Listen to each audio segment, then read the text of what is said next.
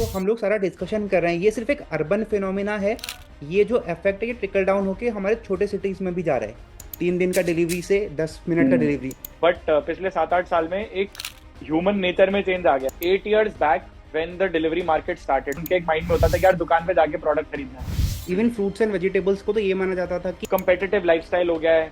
पूरे दिन आप ऑफिस में रहते हो, 12-14 घंटे की आप शिफ्ट करते हो, उसके बाद you come back home, you are drained out. आपका फिर उसके बाद ये हिम्मत नहीं होती कि आप मार्केट जाके फ्रूट लोगे। ये सस्टेनेबल भी है या फिर सस्टेनेबल नहीं है। आज के डेट में भी यूनिट इकोनॉमिक्स पे आप 50 रुपए की डिलीवरी ले रहे हो, आप वो ब्रेक इवन नहीं कर सकते। राइडर्स की सैलरी कम हो रही है, कमीशन एक्चुअली कंपनी के होते हैं। और ये जो 10 मिनट वाला डिलीवरी है तो डोंट यू थिंक कि इससे उनके रैश ड्राइविंग पे या बट हम लोग ये बोलते हैं कि जो कार्बन फुटप्रिंट्स एंड डिलीवरी की वजह से ये बढ़ ही रहे हैं। उसकी नीड्स को पूरा करो कि यार उसकी मिनिमम वेज आ रही है, उसके बच्चे स्कूल में पढ़ पा रहे हैं। वो लोग खुद ऐसे करते हैं। 6 o'clock they want people to leave the office. Almost 450 people die every day. मतलब 450 तो रिपोर्टेड नंबर है। इंडिया में बहुत फेटालिटीज होती है। हेलो दोस्तों, आज के इस पॉडकास्ट में हमारे साथ हैं ब्रॉडकास्ट के को-फाउंडर राहुल मेहरा। और आज का जो ये पॉडकास्ट है एक बहुत ही इंसाइटफुल डिस्कशन हुआ है डिलीवरीज के बारे में, लॉजिस्टिक्स के बारे में। आपके लिए इम्पोर्टेंट ये इसलिए है क्योंकि आज के टाइम पे हम लोग कुछ ना कुछ ऑनलाइन मंगवाते ही है। डिलीवरी कंपनीज ऑनलाइन जो ऑर्डर करती हैं वो किस तरीके से डिलीवरी काम करती है। आज के टाइम पे हाइपर कॉमर्स, क्विक कॉमर्स और इतने सारे ई कॉमर्स कंपनीज आ चुके हैं। 10 मिनट में अगर डिलीवर हो रहा है तो उसके पीछे क्या साइंस है, क्या टेक्नोलॉजी है। अगर देश के एक कोने से दूसरे कोने तक डिलीवरी हो रही है तो वो किस तरीके से काम करती है। और सिर्फ डिलीवरी ही नहीं, एक और बहुत इंपॉर्टेंट पॉइंट है नंबर ऑफ रोड एक्सीडेंट्स। तो कैसे technology number of road accidents को कम करने में हेल्पफुल हो सकती है। क्या ट्रैकिंग डिवाइसेस यूज़ करके नंबर ऑफ रोड एक्सीडेंट्स को कम किया जा सकता है। क्या सॉफ्टवेयर कुछ हेल्प कर सकता है। ऐसा बहुत ही इंसाइटफुल कन्वर्सेशन हमने किया है राहुल के साथ। So without a further ado let's get started.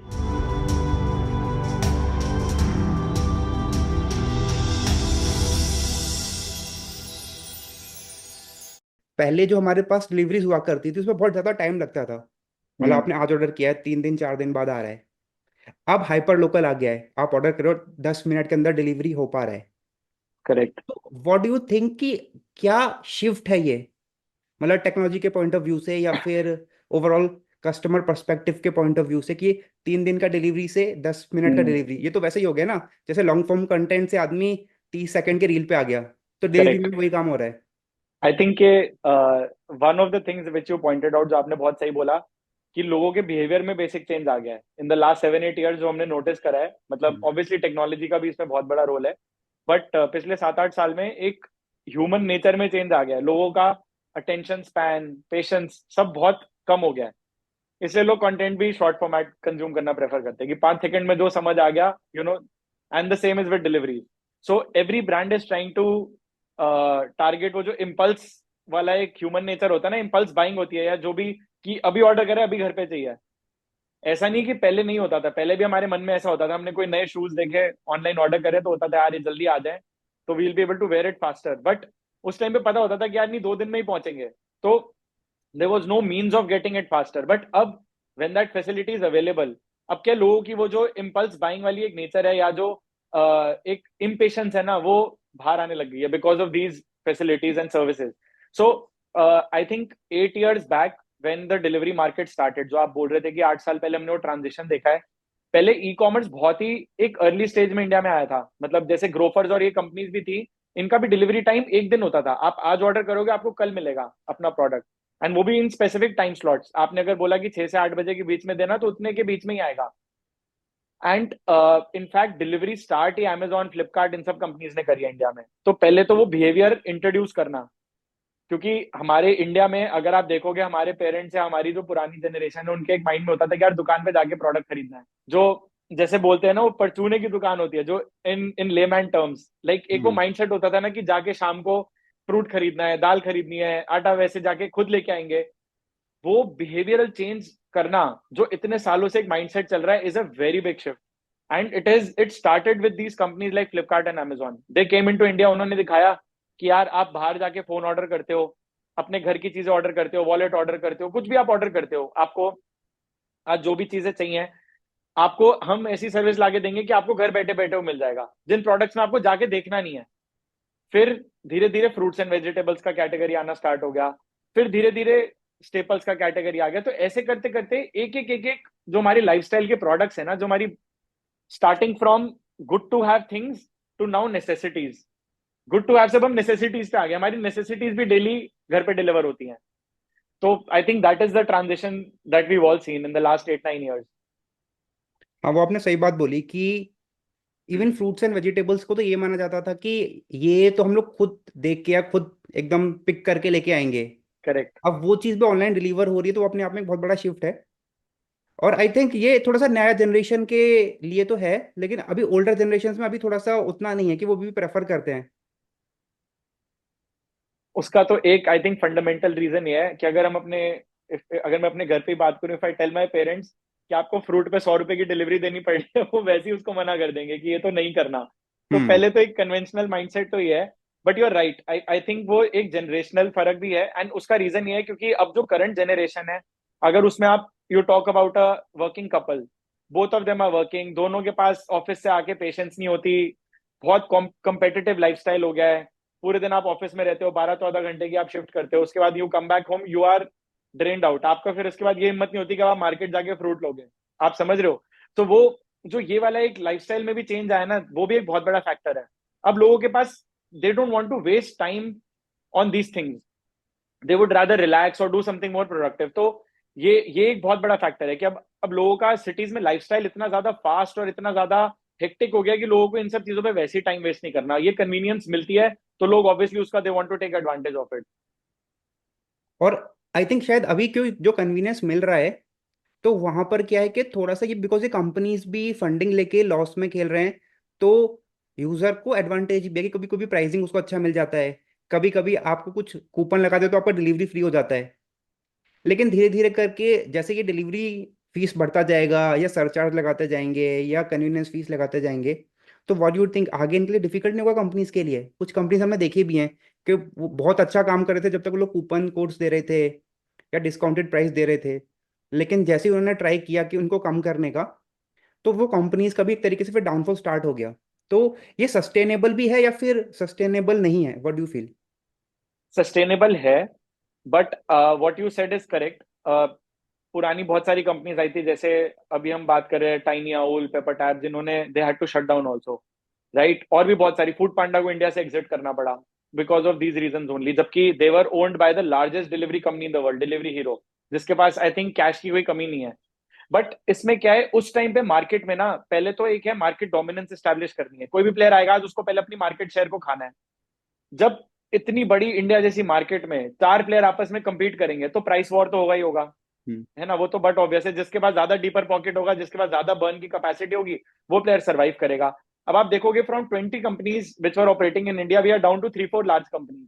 Consolidation होना स्टार्ट हो गया है, उबर जोमेटो के साथ मर्ज हो गया, उबर ईट्स। तो हम्म। उतने बड़े लेवल पे भी कंसोलिडेशन हो रहा है, अल्टीमेटली 1-2 प्लेयर ही रह जाएंगे।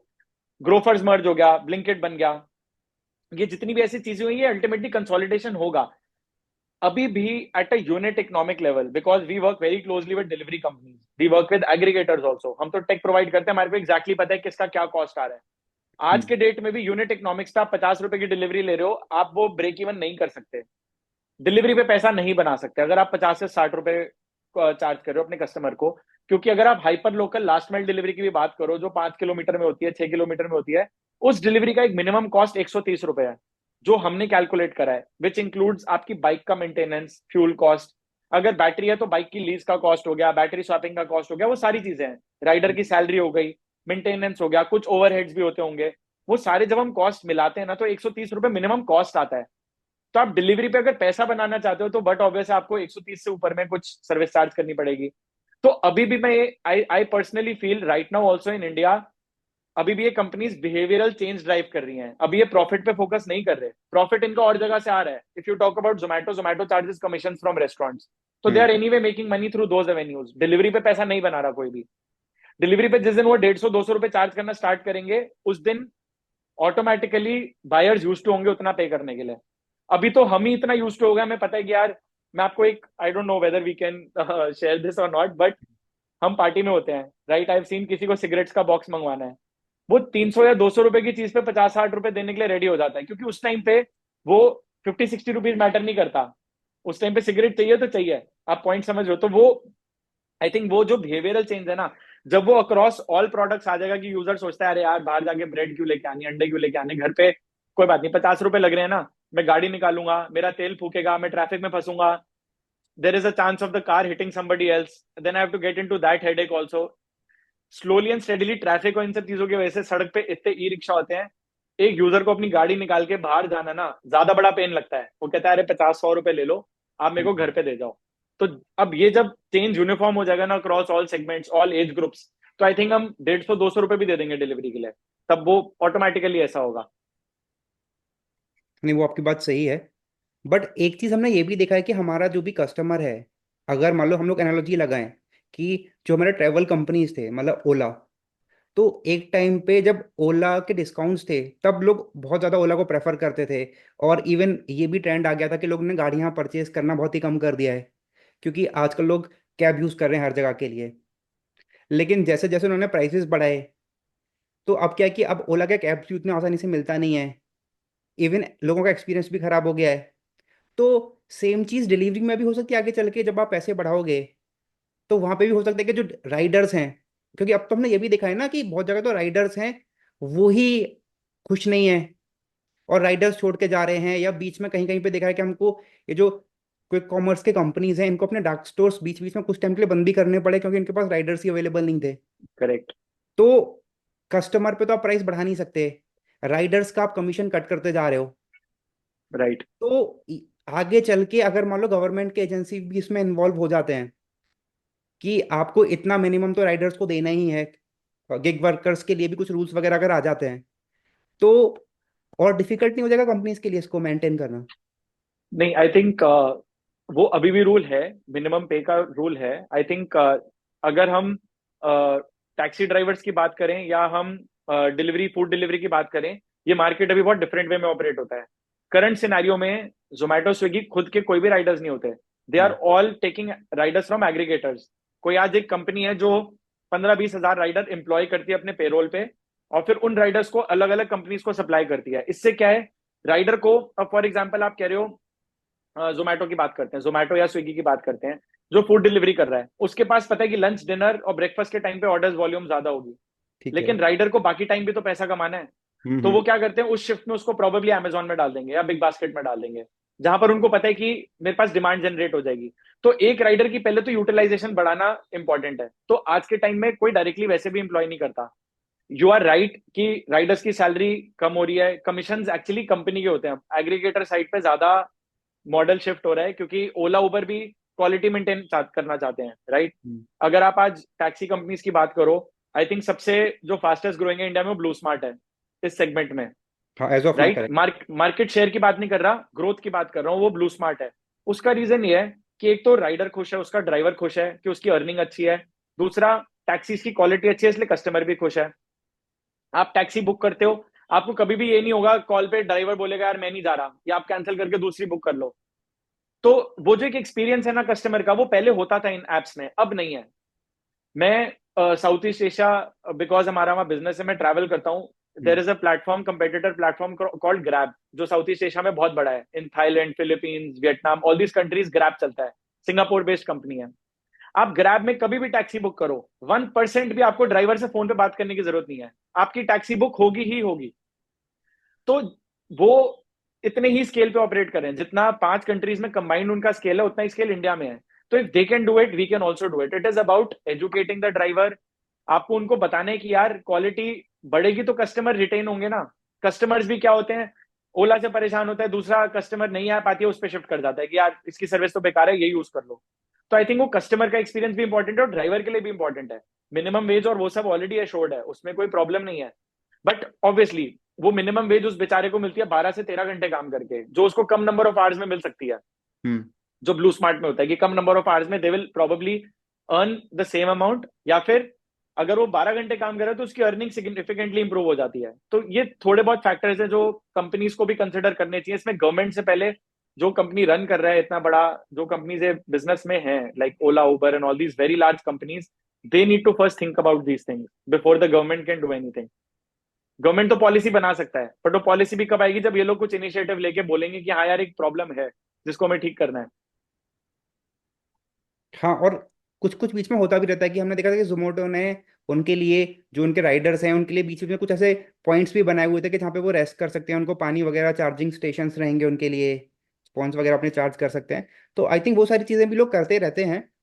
करेक्ट। और वो ज़रूरी भी है कि आज के टाइम पे हम लोग देख रहे हैं कि कस्टमर भी खुश है, कंपनी भी खुश है, लेकिन जो राइडर्स हैं वो उतना खुश नहीं है, उनके ऊपर प्रेशर भी ज्यादा आ रहा है। और ये जो 10 मिनट वाला डिलीवरी है, तो डोंट यू थिंक कि इससे उनके रैश ड्राइविंग पे, या कहीं न्यूज में भी आ रहा था कि मुंबई में सबसे ज्यादा चालान जो कट रहे हैं आज के टाइम पे, वो ये डिलीवरी राइडर्स के ही कट रहे हैं। सी रैश ड्राइविंग पहले इनिशियली होता था, पर अब डार्क स्टोर्स की प्लानिंग इतनी अच्छी और एफिशिएंट हो गई है कि एक्चुअली आप 5 7 10 मिनट में कर सकते हो डिलीवर। आज आप डोमिनोज का एग्जांपल हो, डोमिनोज पिछले कितने साल से 30 30 मिनट डिलीवरी अश्योर कर रहा है। मतलब जब से हमारा चाइल्डहुड था, आई थिंक पिछले 15 20 साल से तो हम ही देख रहे हैं कि डोमिनोज, आप पिज्जा ऑर्डर करो 30 मिनट्स नहीं तो फ्री। हाँ, तो डिलीवरी का ट्रेंड तो डोमिनोज ने ही स्टार्ट किया है आई थिंक, फूड में एग्जैक्टली देखा जाए तो। एग्जैक्टली सो वो सब पॉसिबल है आपकी अगर प्लानिंग सही है, आपका सप्लाई चेन प्रॉपर है, आपके स्टोर्स एक दूसरे के पास में है, आपको पता है डिलीवरी कैसे आपको एरियाज को सर्व करना है, किन एरियाज में आप दे सकते हो 10 मिनट, किन एरियाज में नहीं दे सकते। हाँ, तो वो अगर आपके पास वो पूरी प्लानिंग है तो वो पॉसिबल है। Rash driving is just an excuse. वो इनिशियली जब ऐसा होगा कि डार्क स्टोर्स दूर होंगे, तब वो पॉसिबल है कि ड्राइवर्स रैश ड्राइविंग करते थे, बट अब ऐसा नहीं है। अब तो आपके हर 2 3 किलोमीटर में इनके डार्क स्टोर्स होते हैं, जेप्टो का हो गया, ब्लिंकिट का हो गया, सबके होते ही हैं डार्क स्टोर्स। पॉइंट ये है कि जो आप कह रहे हो ड्राइवर को खुश कैसे करना है, इंसेंटिवाइज कैसे करना है, राइट। हम अगर हाँ, इंडिया में अभी आप एक बार के लिए डिलीवरी छोड़ के हम आते हैं ट्रक ड्राइवर्स पे, वो तो उनका सबसे तो और भी खराब है। और भी ज्यादा खराब है। और इवेंचुअली ये वाली जो ड्राइवर कम्युनिटी है ये उसी डायरेक्शन में जा रही है कि हम्म। उनके वर्किंग आवर्स भी बढ़ रहे हैं, पैसा कम होते जा रहा है, स्टैंडर्ड ऑफ लिविंग इंप्रूव नहीं हो रहा। अब ये जोमेटो ने जैसे इनिशिएटिव लिया, it is a very good initiative कि रेस्टिंग एरियाज बनाओ, उनको इज्जत दो। They are delivering everything for you, so you need to give them some respect in the society. आप सिंपल सी एक चीज कह रहे हो कि हमारे पास राइडर्स की शॉर्टेज होती है, राइट। आप ये हम्म। सोचो अगर आज एक ड्राइवर अपनी जॉब से खुश नहीं होगा, वो अपनी नेक्स्ट जनरेशन को क्या बोलेगा कि भाई तू कोई भी काम कर ले, ड्राइवर का काम मत करियो, हाँ, ये ऐसा वाला काम होगा मत ना। करना, सही बात है। तो अगर वो ये बोलेगा तो नेक्स्ट जनरेशन ऑफ ड्राइवर्स कभी आएंगे ही नहीं। और आज ट्रकिंग सेक्टर में सबसे ज्यादा बड़ी प्रॉब्लम है ड्राइवर सप्लाई की, और वो इसी रीजन से है क्योंकि ड्राइवर चाहता ही नहीं कि उसका बच्चा ड्राइवर बने। So these are things which we need to focus on and understand कि यार अगर हमें अपने फ्यूचर को सस्टेनेबल, इस डिलीवरी बिजनेस को सस्टेनेबल बनाना है, even in food delivery, are we taking the right measures to make sure कि यार नेक्स्ट जनरेशन भी ये काम करना चाहे, हम्म। इस टाइप का काम करना चाहे। तो वो आई थिंक वो एक बहुत बड़ा इंपॉर्टेंट फैक्टर है जिसपे कंपनीज को फोकस करना चाहिए। ठीक है, तो ये चीज तो हो गया डिलीवरी बॉयज के ऊपर। एक चीज, मतलब कि वो थोड़ा सा, आप मान लो कि एलिट डिस्कशन हो जाता है, बट हम लोग ये बोलते हैं कि जो कार्बन फुटप्रिंट्स हैं डिलीवरी की वजह से, ये बढ़ ही रहे हैं। क्योंकि अब आप मान लो एक छोटा सा भी आप कुछ पार्सल मंगा रहे हो, वो इतने बड़े बॉक्स में पैक होके आता है। तो एक छोटा सा प्रोडक्ट जो आप इजीली पास से ले सकते थे, उसको आप डिलीवरी से मंगा रहे हो, तो जो कार्बन फुटप्रिंट है या जो एनवायरमेंटल इम्पैक्ट है, वो बढ़ रहा है। तो वो, उसको आप कैसे देखते हो? हाँ, आई थिंक ये बहुत एक वैलिड पॉइंट है। कार्बन फुटप्रिंट डेफिनेटली बढ़ रहा है, बट साइड बाय साइड वो ऑफसेट भी हो रहा है। जैसे अभी हम ईवी बेस्ड डिलीवरीज पे आ गए हैं, राइट। पेट्रोल व्हीकल्स कम कर दिए, फ्यूल बेस्ड व्हीकल्स कम कर दिए, ईवी पे ज्यादा स्विच हो रहा है, तो वो समहाउ ऑफसेट हो रहा है। बट ईवी सेक्टर में भी अभी पावर जनरेशन हमारी थर्मल पे है, तो इसलिए कहीं कुछ हद तक तो इलेक्ट्रिसिटी हमारी कार्बन फुटप्रिंट जनरेट कर रही है। बट ऑब्वियसली गोइंग फॉरवर्ड, हम्म। अब जिस हिसाब से गवर्नमेंट इन्वेस्ट कर रही है रिन्यूएबल सोर्सेज ऑफ एनर्जी में, सारी अल्टीमेटली हमारी energy should be renewable and it should offset everything. तो जो आप पैकेजिंग की बात कर रहे हो, आई थिंक अगर हम Amazon का एग्जांपल लें, Amazon 100% रिसाइकल्ड मटेरियल का वो पैकेजिंग बनाता है, हाँ। राइट। तो इन अ वे रिसाइकलिंग भी हो रही है, वेस्ट कम हो रहा है, बहुत सारे फैक्टर्स हैं। बट समवेयर और द अदर, इसको लॉन्ग टर्म में सस्टेनेबिलिटी एंगल इसमें होना बहुत इंपॉर्टेंट है कि आप और कैसे रिड्यूस कर सकते हो कार्बन फुटप्रिंट। देखो अभी क्लाइमेट कंडीशंस चेंज हो रही हैं, हमें सब पता है, गर्मियों में बहुत गर्मी होती है, वैसे भी आप घर से बाहर नहीं निकलना चाहते, तो हम्म। ये डिलीवरी तो बिजनेस ग्रो करेगा। अगले 5 से 7 साल में, 10 साल में ये ट्रेंड ऊपर ही जा रहा है, ऊपर ही जा रहा है।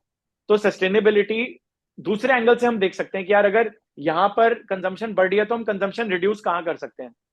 जैसे EV was one of the implementation. उसके अलावा क्या हम अपनी एनर्जी सोर्सेज को कम कर सकते हैं, क्या हम वेयर हाउसेज को एनर्जी एफिशिएंट बना सकते हैं कि वेयर हाउस में मिनिमम एनर्जी लगे या नो इलेक्ट्रिसिटी लगे, उनकी कूलिंग विदाउट एयर कंडीशनिंग कर सकें किसी तरीके से। ये मतलब यू अंडरस्टैंड, एक जगह से बढ़ाई तो दूसरी जगह से आपने उसको रिड्यूस कर दिया, वो करने से ऑटोमेटिकली हम बैलेंस आउट कर पाएंगे। तो डेफिनेटली कोई नई चीज करोगे तो कंजम्पशन बढ़ेगी, बट आप और प्रोसेसेस में रिडक्शन कर सकते हो। ब्लिंकिट और जैप्टो तो अपने ऐप पे ऑप्शन भी देते हैं कि आपको उसका बैग चाहिए या नहीं चाहिए, तो आप उसको हम्म। टिक कर दोगे तो वो आपको बैग नहीं देगा, बिना बैग के डिलीवरी कर जाएगा। तो आई करेक्ट। थिंक वो छोटे छोटे चेंजेस भी वो लोग कर रहे हैं, तो that is also good. Blinkit और जेप्टो तो बहुत सारे चीजों की आजकल ऑप्शन देते हैं ऐप में। आपको आईफोन मंगवाना है, प्ले स्टेशन मंगवाना है, मतलब they are trying to become the Amazon with 10 minute delivery, and Amazon is trying to figure out कि हम कैसे उस स्पेस में घुसे। आई थिंक कल बहुत इंटरेस्टिंग एक पोस्ट शेयर किया था अनुपम मित्तल ने ऑन लिंक्डइन, कि वो लिखा था मान्यवर का कुछ प्रोडक्ट डिलीवर होता है, और अनुपम मित्तल का साइट पे ऐड था शादी.com का कि वर भी हमारे पे मिलता है। ऐसा कुछ है। तो एक्चुअली ऐसा ना हो कि 5-7 साल में आप डेटिंग ऐप पे कहीं स्वाइप करो और आपके घर पे डिलीवर हो जाएगा जो आपका पोटेंशियल मैच है। सही बात देर है। Are things which are possible like that also. मतलब ये क्विक कॉमर्स वाले कंपनी तो बहुत सारी चीजें कर रहे हैं। इवन मैं वो एक देख भी रहा था कि जेप्टो के फाउंडर बोल रहे हैं कि वो डीमार्ट को बीट कर सकते हैं कुछ टाइम में, हम्म। अगर वो इसी तरीके से ग्रो करते रहे तो व्हाट डू यू थिंक्स कि ये जो क्विक कॉमर्स है ये इतना बड़ा हो सकता है कि जैसे डीमार्ट जैसे प्लेयर्स के लेवल पे पहुंच के उनको बीट कर पाएगा?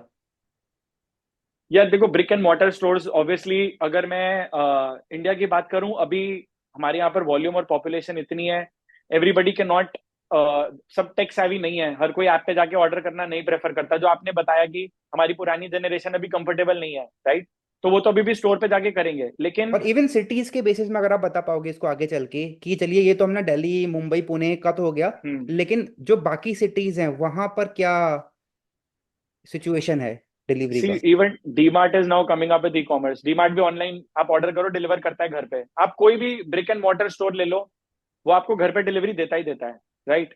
गोइंग फॉरवर्ड जिस हिसाब से अभी करंट ट्रेंड चल रहा है, डेफिनेटली फ्यूचर में लोगों को ऐसा हो सकता है अपने बड़े स्टोर्स छोटे करने पड़े जो वॉक इन स्टोर्स हैं, और ज्यादा डार्क स्टोर्स खोलने पड़े। हो सकता है ना डीमार्ट भी क्विक कॉमर्स में आ जाएगा और डार्क स्टोर के थ्रू डिलीवरी करेगा। जरूरी नहीं है कि अपने बड़े स्टोर को ही रन करना है, जैसा कस्टमर बिहेवियर होगा उनको उस हिसाब से अडेप्ट करना पड़ेगा।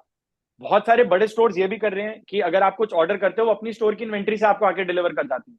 हम्म। तो आई थिंक ये किसी भी डायरेक्शन में जा सकता है। मैंने अभी रिसेंटली यूएस में देखा था, मैं ट्रैवल कर रहा था, और वहां पर literally brick and mortar stores नहीं चलते। मतलब अगर आप मैं आई थिंक मैं मायामी में था, वहां पर ओशन ड्राइव एक स्ट्रीट है, और वहां पर सारी सर्फ शॉप्स हैं, सर्फिंग, आपकी स्विमिंग का गियर है, ये सब है।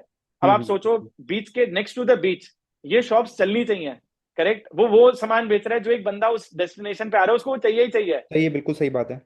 लेकिन वो शॉप्स लिटरली शट डाउन कर गई थी। आधी शॉप्स के शटर लगे हुए थे, आधी शॉप्स पे एक या दो बंदे घूम रहे थे, पूरी इंटायर स्ट्रीट, दो shops were not doing well. Hmm. And when we आज द रीजन क्या ऐसा क्यों है, उन्होंने कहा सब लोग आज इजीली अमेजोन से ऑर्डर कर लेते हैं, तो हमारे स्टोर पे कोई विजिट करना नहीं चाहता। तो ये जो एक शिफ्ट आ रहा है ना, इसकी वजह से definitely brick and mortar stores effect हुए हैं। आप देखोगे आपके लोकल ग्रोसरी स्टोर्स का बिजनेस इफेक्ट हुआ है ना, उसमें भी कंसोलिडेशन होनी स्टार्ट हो गई है। आज पहले हमारे घर के पीछे 10 परचूने की दुकान होती थी, आज एक बड़ा मोर या मॉडर्न बाजार या राज मंदिर जैसा एक बड़ा चेन वाला स्टोर होगा। तो उनके पास डीप पॉकेट्स हैं, they can consolidate, they can give good pricing, they can procure in bulk. जो आपका लोकल ग्रोसरी शॉप वाला ओनर था वो नहीं कर सकता ना, वो बल्क में कैसे प्रोक्योर करेगा, बट ये लोग इतना बल्क में प्रोक्योर करते हैं, इनको कम कॉस्ट मिलता है, so they are able to sustain on this model. So actually trend shift हो रहा है। अल्टीमेटली क्या होगा, e commerce versus brick and mortar में यही होगा। ब्रिक एंड मॉर्टर में आपको कुछ एक्सक्लूसिव प्रोडक्ट्स मिलेंगे जो शायद ई कॉमर्स पे अवेलेबल नहीं होंगे, ऐसा कुछ होगा, आई डोंट नो। पर अभी तो ये ट्रेंड क्या ना, इट्स टू डिफिकल्ट टू से कि क्या होगा। आई मीन इवेंचुअली ऐसा ही होगा कि कंपटीशन जब होगा, DMart will also move to a quick commerce based business. नहीं, ऐप तो शायद डीमार्ट का अभी भी है, लेकिन वो उतना उसको शायद एक्टिवली प्रमोट कर नहीं रहे। अच्छा, व्हाट डू यू थिंक कि ये जो हम लोग सारा डिस्कशन कर रहे हैं ये सिर्फ एक अर्बन फिनोमिना है मेट्रो सिटीज में क्योंकि हम लोग रह रहे हैं, तो जो हम सारा डिस्कशन कर रहे हैं, या ये जो इफेक्ट है ये ट्रिकल डाउन होके हमारे छोटे सिटीज में भी जा रहा है, वहाँ डिलीवरी का क्या सिचुएशन है? आप छोटे सिटीज में टियर 3 टियर 4 कहां तक सोचते हो आप? छोटे सिटीज का, I want to ask you this thing, what is your definition of a small city in today's time? नहीं देखो, आज के टाइम पे इवन डिलीवरीज तो गांव तक पहुंच चुके हैं। मतलब मैं कुछ लोगों को जानता हूँ जो कि गांव में भी रह के डिलीवरी अमेजोन फ्लिपकार्ट से मंगाते हैं और आ जाता है। तो मतलब जहां तक आप, क्योंकि आपके पास तो डाटा होगा बिकॉज आप उस चीज पे काम कर रहे हो, तो मेनली तो मेरा पहला चांस तो वही है कि ये जो 10-12 मेजर सिटीज हैं, इनके अलावा बाकी सिटीज में क्या सिचुएशन है? See I think right now अब जितना भी इनका फोकस है ना in terms of advertising marketing, जितनी भी डिलीवरी कंपनीज हैं, they are focusing main on tier 2 tier 3, क्योंकि टीयर 1 में इतनी सैचुरेशन है ऑलरेडी, इतना कंपटीशन है कि उनका नेक्स्ट बिग टारगेट ही टीयर 2 टीयर 3 सिटीज है। टीयर 2 भी नहीं बोलूंगा, टीयर 2 में भी सैचुरेशन आ गई है, मतलब टीयर 3 टीयर 4 सिटीज, क्योंकि वहां पर अभी भी इन चीजों का बहुत स्कोप है to do something, you know. और इन सिटीज में अभी जो जो सर्विसेज अवेलेबल है वो स्मॉल लोकल प्लेयर्स हैं। जैसे कोई एक लोकल बिजनेसमैन है, उसको लगा यार इस बिजनेस में स्कोप है, ये बॉम्बे में बहुत अच्छा चलता है, दिल्ली में अच्छा चलता है, चलो अपना एक लोकल स्टार्ट कर लेते हैं। So those players are there in these cities, but ultimately क्या होगा, कोई बड़ा प्लेयर जाएगा, उसको बाय आउट कर लेगा या उसका बिजनेस खा जाएगा, ऐसे ही होगा इवेंचुअली। तो अभी टीयर 3 टीयर 4 में स्कोप ज्यादा है टू एक्सपैंड सच बिजनेसेस, और इंडिया में तो आई थिंक गेम ही सारा वॉल्यूम का है। आपका low margin high volume business है, चाहे कोई भी आप बिजनेस उठा लो, तो अल्टीमेटली टीयर 3 टीयर 4 में तो जाना ही पड़ेगा, क्योंकि हमारी मेजर पॉपुलेशन तो वहां कॉन्सेंट्रेटेड है। Maximum number of people live there in tier 3 tier 4। ये जो आपने बोला कि जो छोटे छोटे कंपनीज हैं जो टीयर 3 टीयर 4 सिटीज में भी काम कर रहे हैं, अगर ये लॉन्ग टर्म में सरवाइव करना चाहते हैं डिलीवरी गेम में, तो what will be your suggestion कि इनको ऐसा क्या करना चाहिए अपने बिजनेस में कि ये लॉन्ग टर्म सरवाइव कर पाए, क्योंकि इनके पास उतने बड़े पॉकेट्स तो है नहीं। हम्म और जो हम लोग देख रहे हैं कि जो फंडेड कंपनीज हैं, ये अभी तक प्रॉफिटेबिलिटी के बारे में तो सोच ही नहीं रहे।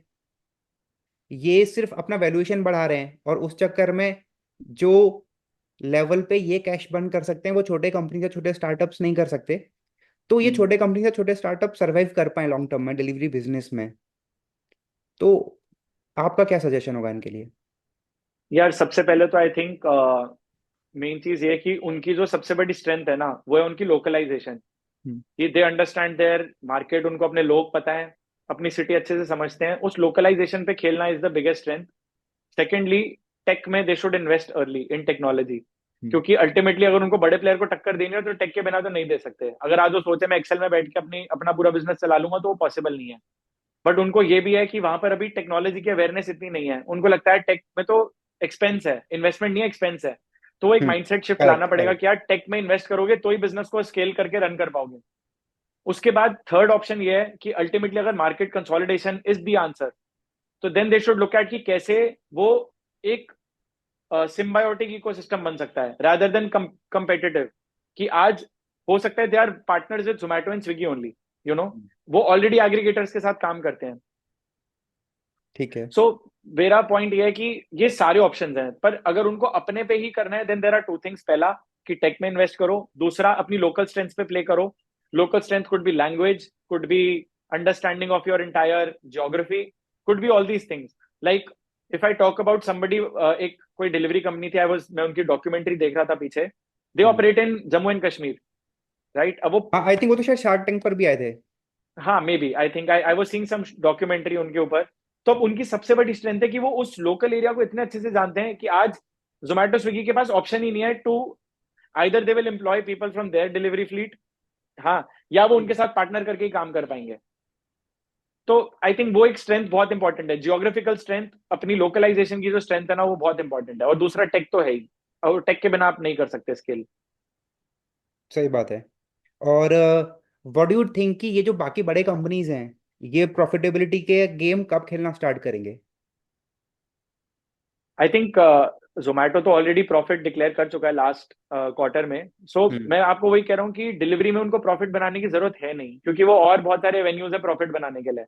आज में अगर ब्लिंकिट और इनका जेप्टो का बिजनेस मॉडल अगर आप देखो, आप अपना प्रोडक्ट लिस्ट करते हो उन पे, जैसे आपने देखा होगा, आप स्नैकिंग की बात करो, स्नैकिंग के कितने 50,000 ब्रांड्स आ गए हैं नए, हाँ, और बहुत हर सारे ब्रांड ऐसे आज ब्रांड्स हैं जो आपको सिर्फ इन्हीं प्लेटफॉर्म्स पर मिल रहे हैं, आपने उसको मिल रहे हैं। शॉप पे तो कभी देखा भी नहीं है।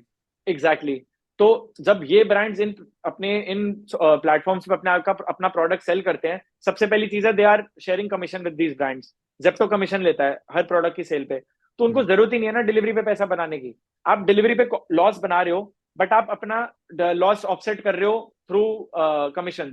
अब जोमेटो जो कमीशन लेता है, प्लेटफॉर्म फी चार्ज करता है, मतलब there are multiple other ways of earning money. तो डिलीवरी पे नहीं भी बनाएंगे पैसा, उन्हें फर्क नहीं पड़ता, क्योंकि वो अब इतना मार्केट में इतना डोमिनेंट हो चुके हैं। इतनी डिपेंडेंसी है एक रेस्टोरेंट की, आज एक नया रेस्टोरेंट पे स्टार्ट करता है, बिना जोमेटो स्विगी पे लिस्ट करे आप अपना बिजनेस बढ़ा ही नहीं सकते। हम्म, या तो आप डोमिनोज जैसे बहुत बड़े प्लेयर हो जो आप डिमांड करो कि यार हम तो अपने हिसाब से काम करेंगे, then it's a different thing. But if you are a startup, you are a new player in the food business, और you are a new brand that आपको अपने चिप्स बेचने हैं या कुछ ऐसा बेचना है, तो आप इन पे बहुत हेवीली डिपेंडेंट होगे, आपके पास ऑप्शन ही नहीं है। और फिर दूसरी प्रॉब्लम ये है, आज आप बात करो डिस्ट्रीब्यूटर डीलर नेटवर्क की, ट्रेडिशनली तो ऐसे ही सेल होता था ना प्रोडक्ट, कि आपके डिस्ट्रीब्यूटर हैं, डीलर को आगे माल देते हैं। हम्म।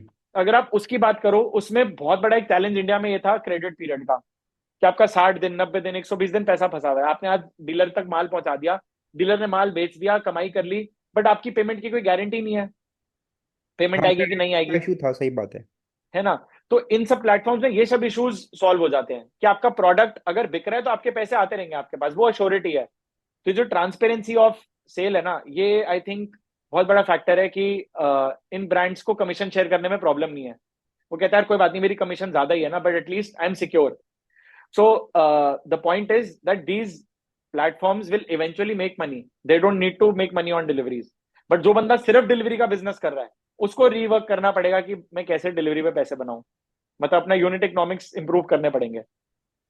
हाँ, मतलब जो सिर्फ डिलीवरी कंपनीज हैं जिनका काम ही हम्म। डिलीवरी करना है, वो क्या वर्कआउट, जैसे डंजो था, वो डंजो सिर्फ डिलीवरी करता था। तभी तो अभी दे आर इन, मतलब अंडर फायर की, अभी सर्वाइवल मोड में है कि सर्वाइव करेंगे नहीं करेंगे, कोई नया इन्वेस्टर आएगा। तो दैट इज द रीजन कि आप इस बिजनेस को सिर्फ डिलीवरी के बेसिस पे नहीं चला सकते, आपको इकोसिस्टम बनाना ही पड़ेगा, आपको इकोसिस्टम प्ले करना ही पड़ेगा। मतलब गोइंग फॉरवर्ड इसमें भी इतनी चीजें हैं, आप सोचो आप एग्रीगेटर के साथ काम कर रहे हो, there are things like insurance, कि आपका राइडर है, हेल्थ कवर है, इंश्योरेंस है, आप सोच रहे हो इकोसिस्टम कितना बड़ा है। आपकी इंडिया की एक इतनी लार्ज वर्कफोर्स है जिसमें आप कितनी बड़ी गेम बना सकते हो, not just with deliveries, but आपका एक रेस्टोरेंट है, एक वो बिजनेस चल रहा है, आपका डिलीवरी है उसका बिजनेस चल रहा है, there are insurance companies which want to come in and sell insurance, there are companies which want to sell health cover, mediclaim. आपका एग्रीगेटर है जो जोमेटो स्विगी जैसी कंपनीज को सर्विस दे रहा है, वो भी पैसा बना रहा है, और उसका काम है लोगों को अपने पेरोल पे हायर करना, उनकी डॉक्यूमेंटेशन मैनेज करना, कंप्लायंसेस करना, वो अलग एक बिजनेस मॉडल है। तो ये अब जो ये पूरा जो एक चेन है ना ऑफ इकोसिस्टम है of all these businesses, it is not a single business anymore. It is a huge ecosystem which is made up of small business units. I would not say small business units, but like different business units. Aggregator एक business unit है, restaurant एक business unit है, Zomato, Swiggy are just a platform. They are one business unit. The person running the dark store and warehouse is another business unit. जो product supply कर रहा है वो अलग बिजनेस यूनिट है। तो ऐसे मल्टीपल बिजनेस यूनिट्स है जिनसे पूरा इकोसिस्टम बन रहा है। ठीक है। और ये जो देखो, बहुत सारे आजकल हम लोग देख रहे हैं, D2C कंपनीज बहुत सारे स्टार्ट हो रहे हैं, मतलब ब्यूटी प्रोडक्ट्स के स्पेस में हो गए या फैशन के स्पेस में हो गए, जो कि सिर्फ हम्म। ऑनलाइन ही सेल कर रहे हैं। उनका सारा काम डिलीवरीज के थ्रू ही होता है। आप उनके वेबसाइट पे जाते हो, परचेज करते हो, वो डिलीवर हो जाता है आपके पास। तो उस वाले केस में उनके लिए डिलीवरी कितना इंपॉर्टेंट हो जाता है, कि और वो अगर उनको कोई डिलीवरी कंपनी चूज करना है तो वो किस तरीके से चूज कर सकते हैं? पहले तो आई थिंक उनके लिए डिलीवरी इसलिए भी इंपॉर्टेंट है क्योंकि अगर आज वो अपना ब्रिक एंड मॉर्टर स्टोर में सामान रखना चाहते हैं तो उनको अपनी इन्वेंट्री मैनेज करनी पड़ेगी, अपना वेयर हाउस में कहीं ना कुछ टाई अप करना पड़ेगा, कुछ करना पड़ेगा। बट इन प्लेटफॉर्म्स के साथ सबसे बड़ी एडवांटेज है इनके डार्क स्टोर्स हैं। आपने जितना प्रोडक्ट कमिट करा आप उनके स्टोर्स में, उनके वेयर हाउस में मैनेज कर सकते हो। आज Amazon पे क्यों लोग सेल करना प्रेफर करते हैं? Amazon एंड टू एंड सब कुछ मैनेज कर लेता है आपके लिए, from fulfilment to warehousing, pickup, delivery, सब कुछ। आपको सिर्फ अपने प्रोडक्ट पे फोकस करना है और आपके अकाउंट में पेमेंट आ जाएगी, Amazon अपनी कमीशन चार्ज करेगा और पेमेंट आ जाएगी। तो ऑनलाइन सेलिंग डेफिनेटली स्केलेबल है। आपको फिजिकली एक एक स्टोर पे जाके टाई अप नहीं करना, आप अपने एक प्रोडक्ट से पैन इंडिया रीच बना सकते हो। जो पैसा आप उस एफर्ट में बचा रहे हो उसको आप मार्केटिंग में स्पेंड कर सकते हो, डिजिटल मार्केटिंग में। तो उसके एडवांटेजेस तो हैं ही, बट अगर आप बोलो डिलीवरी पार्टनर कैसे चूज करें, वो डिपेंड करता है। D2C में बहुत सारे D2C बड़े ब्रांड्स तो अभी भी मार्केट प्लेसेस पे ही बेचते हैं, तो उनकी फुलफिलमेंट डायरेक्टली मार्केट प्लेस ही करता है। हम्म। Amazon पे है तो Amazon करता है।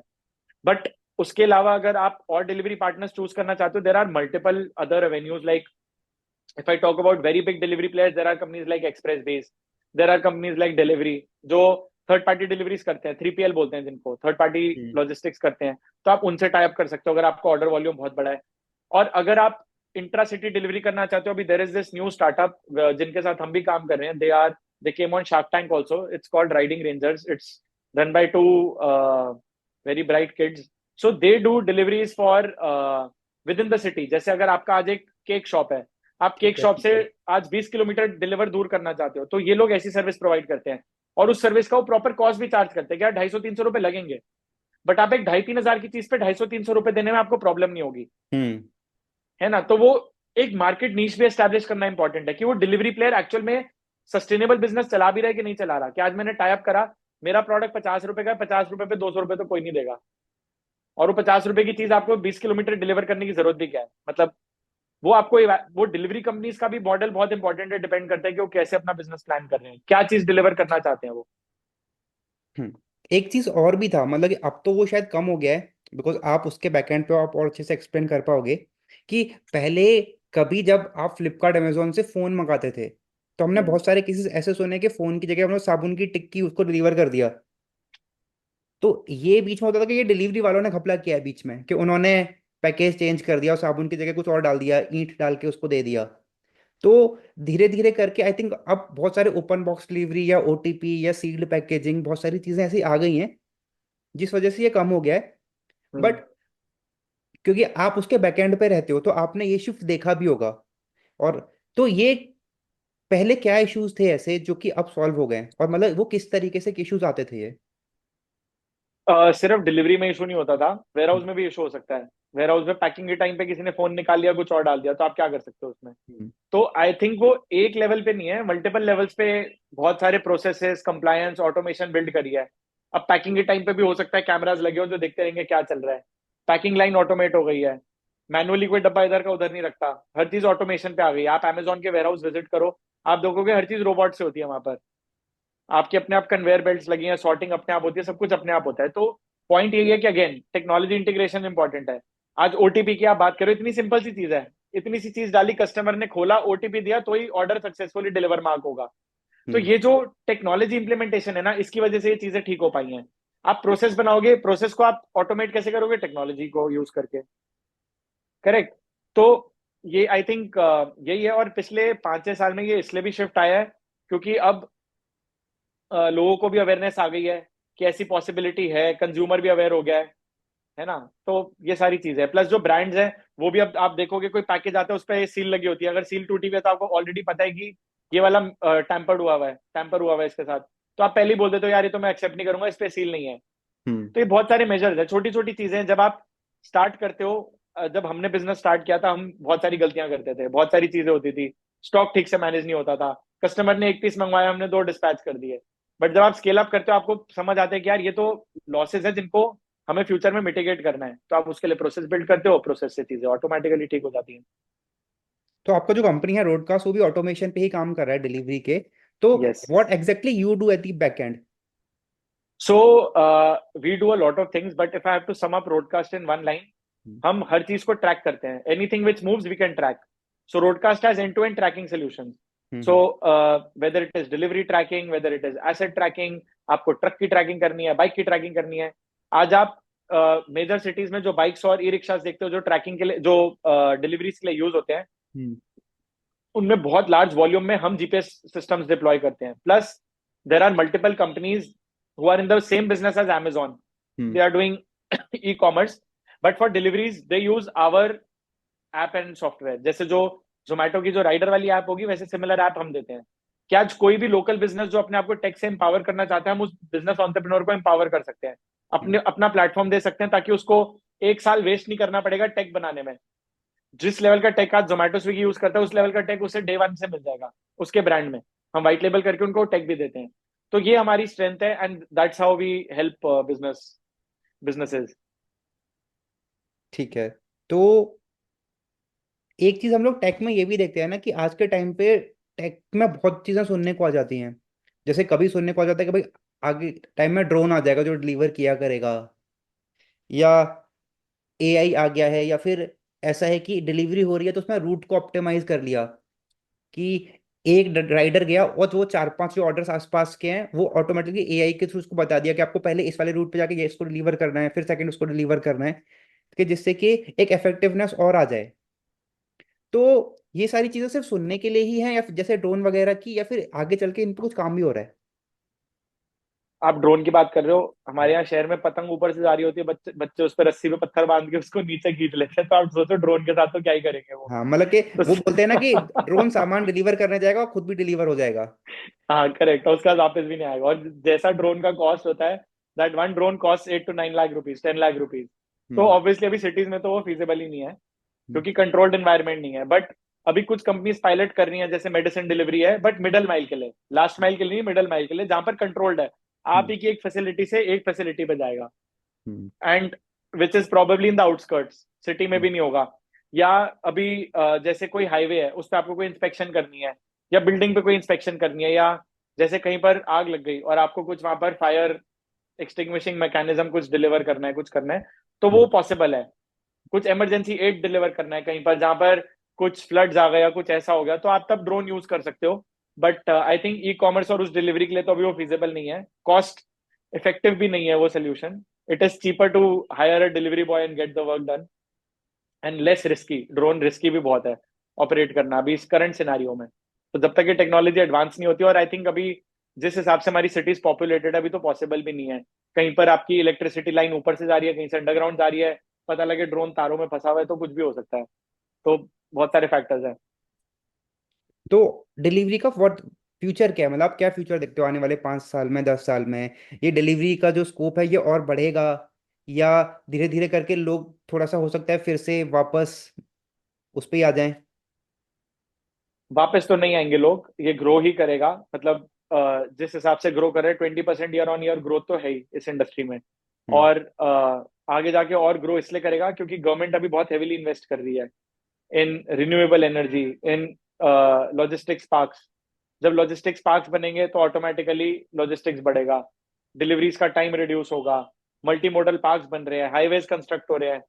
आपका time from one city to another city of delivery, जैसे बैंगलोर टू दिल्ली, अभी मुंबई दिल्ली हाईवे बन गया जैसे, अब आप सोचो मुंबई से दिल्ली गुड्स आपके फास्टर पहुंचेंगे।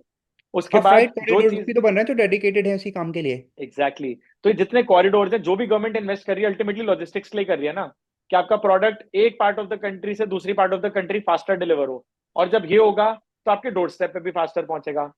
करेक्ट।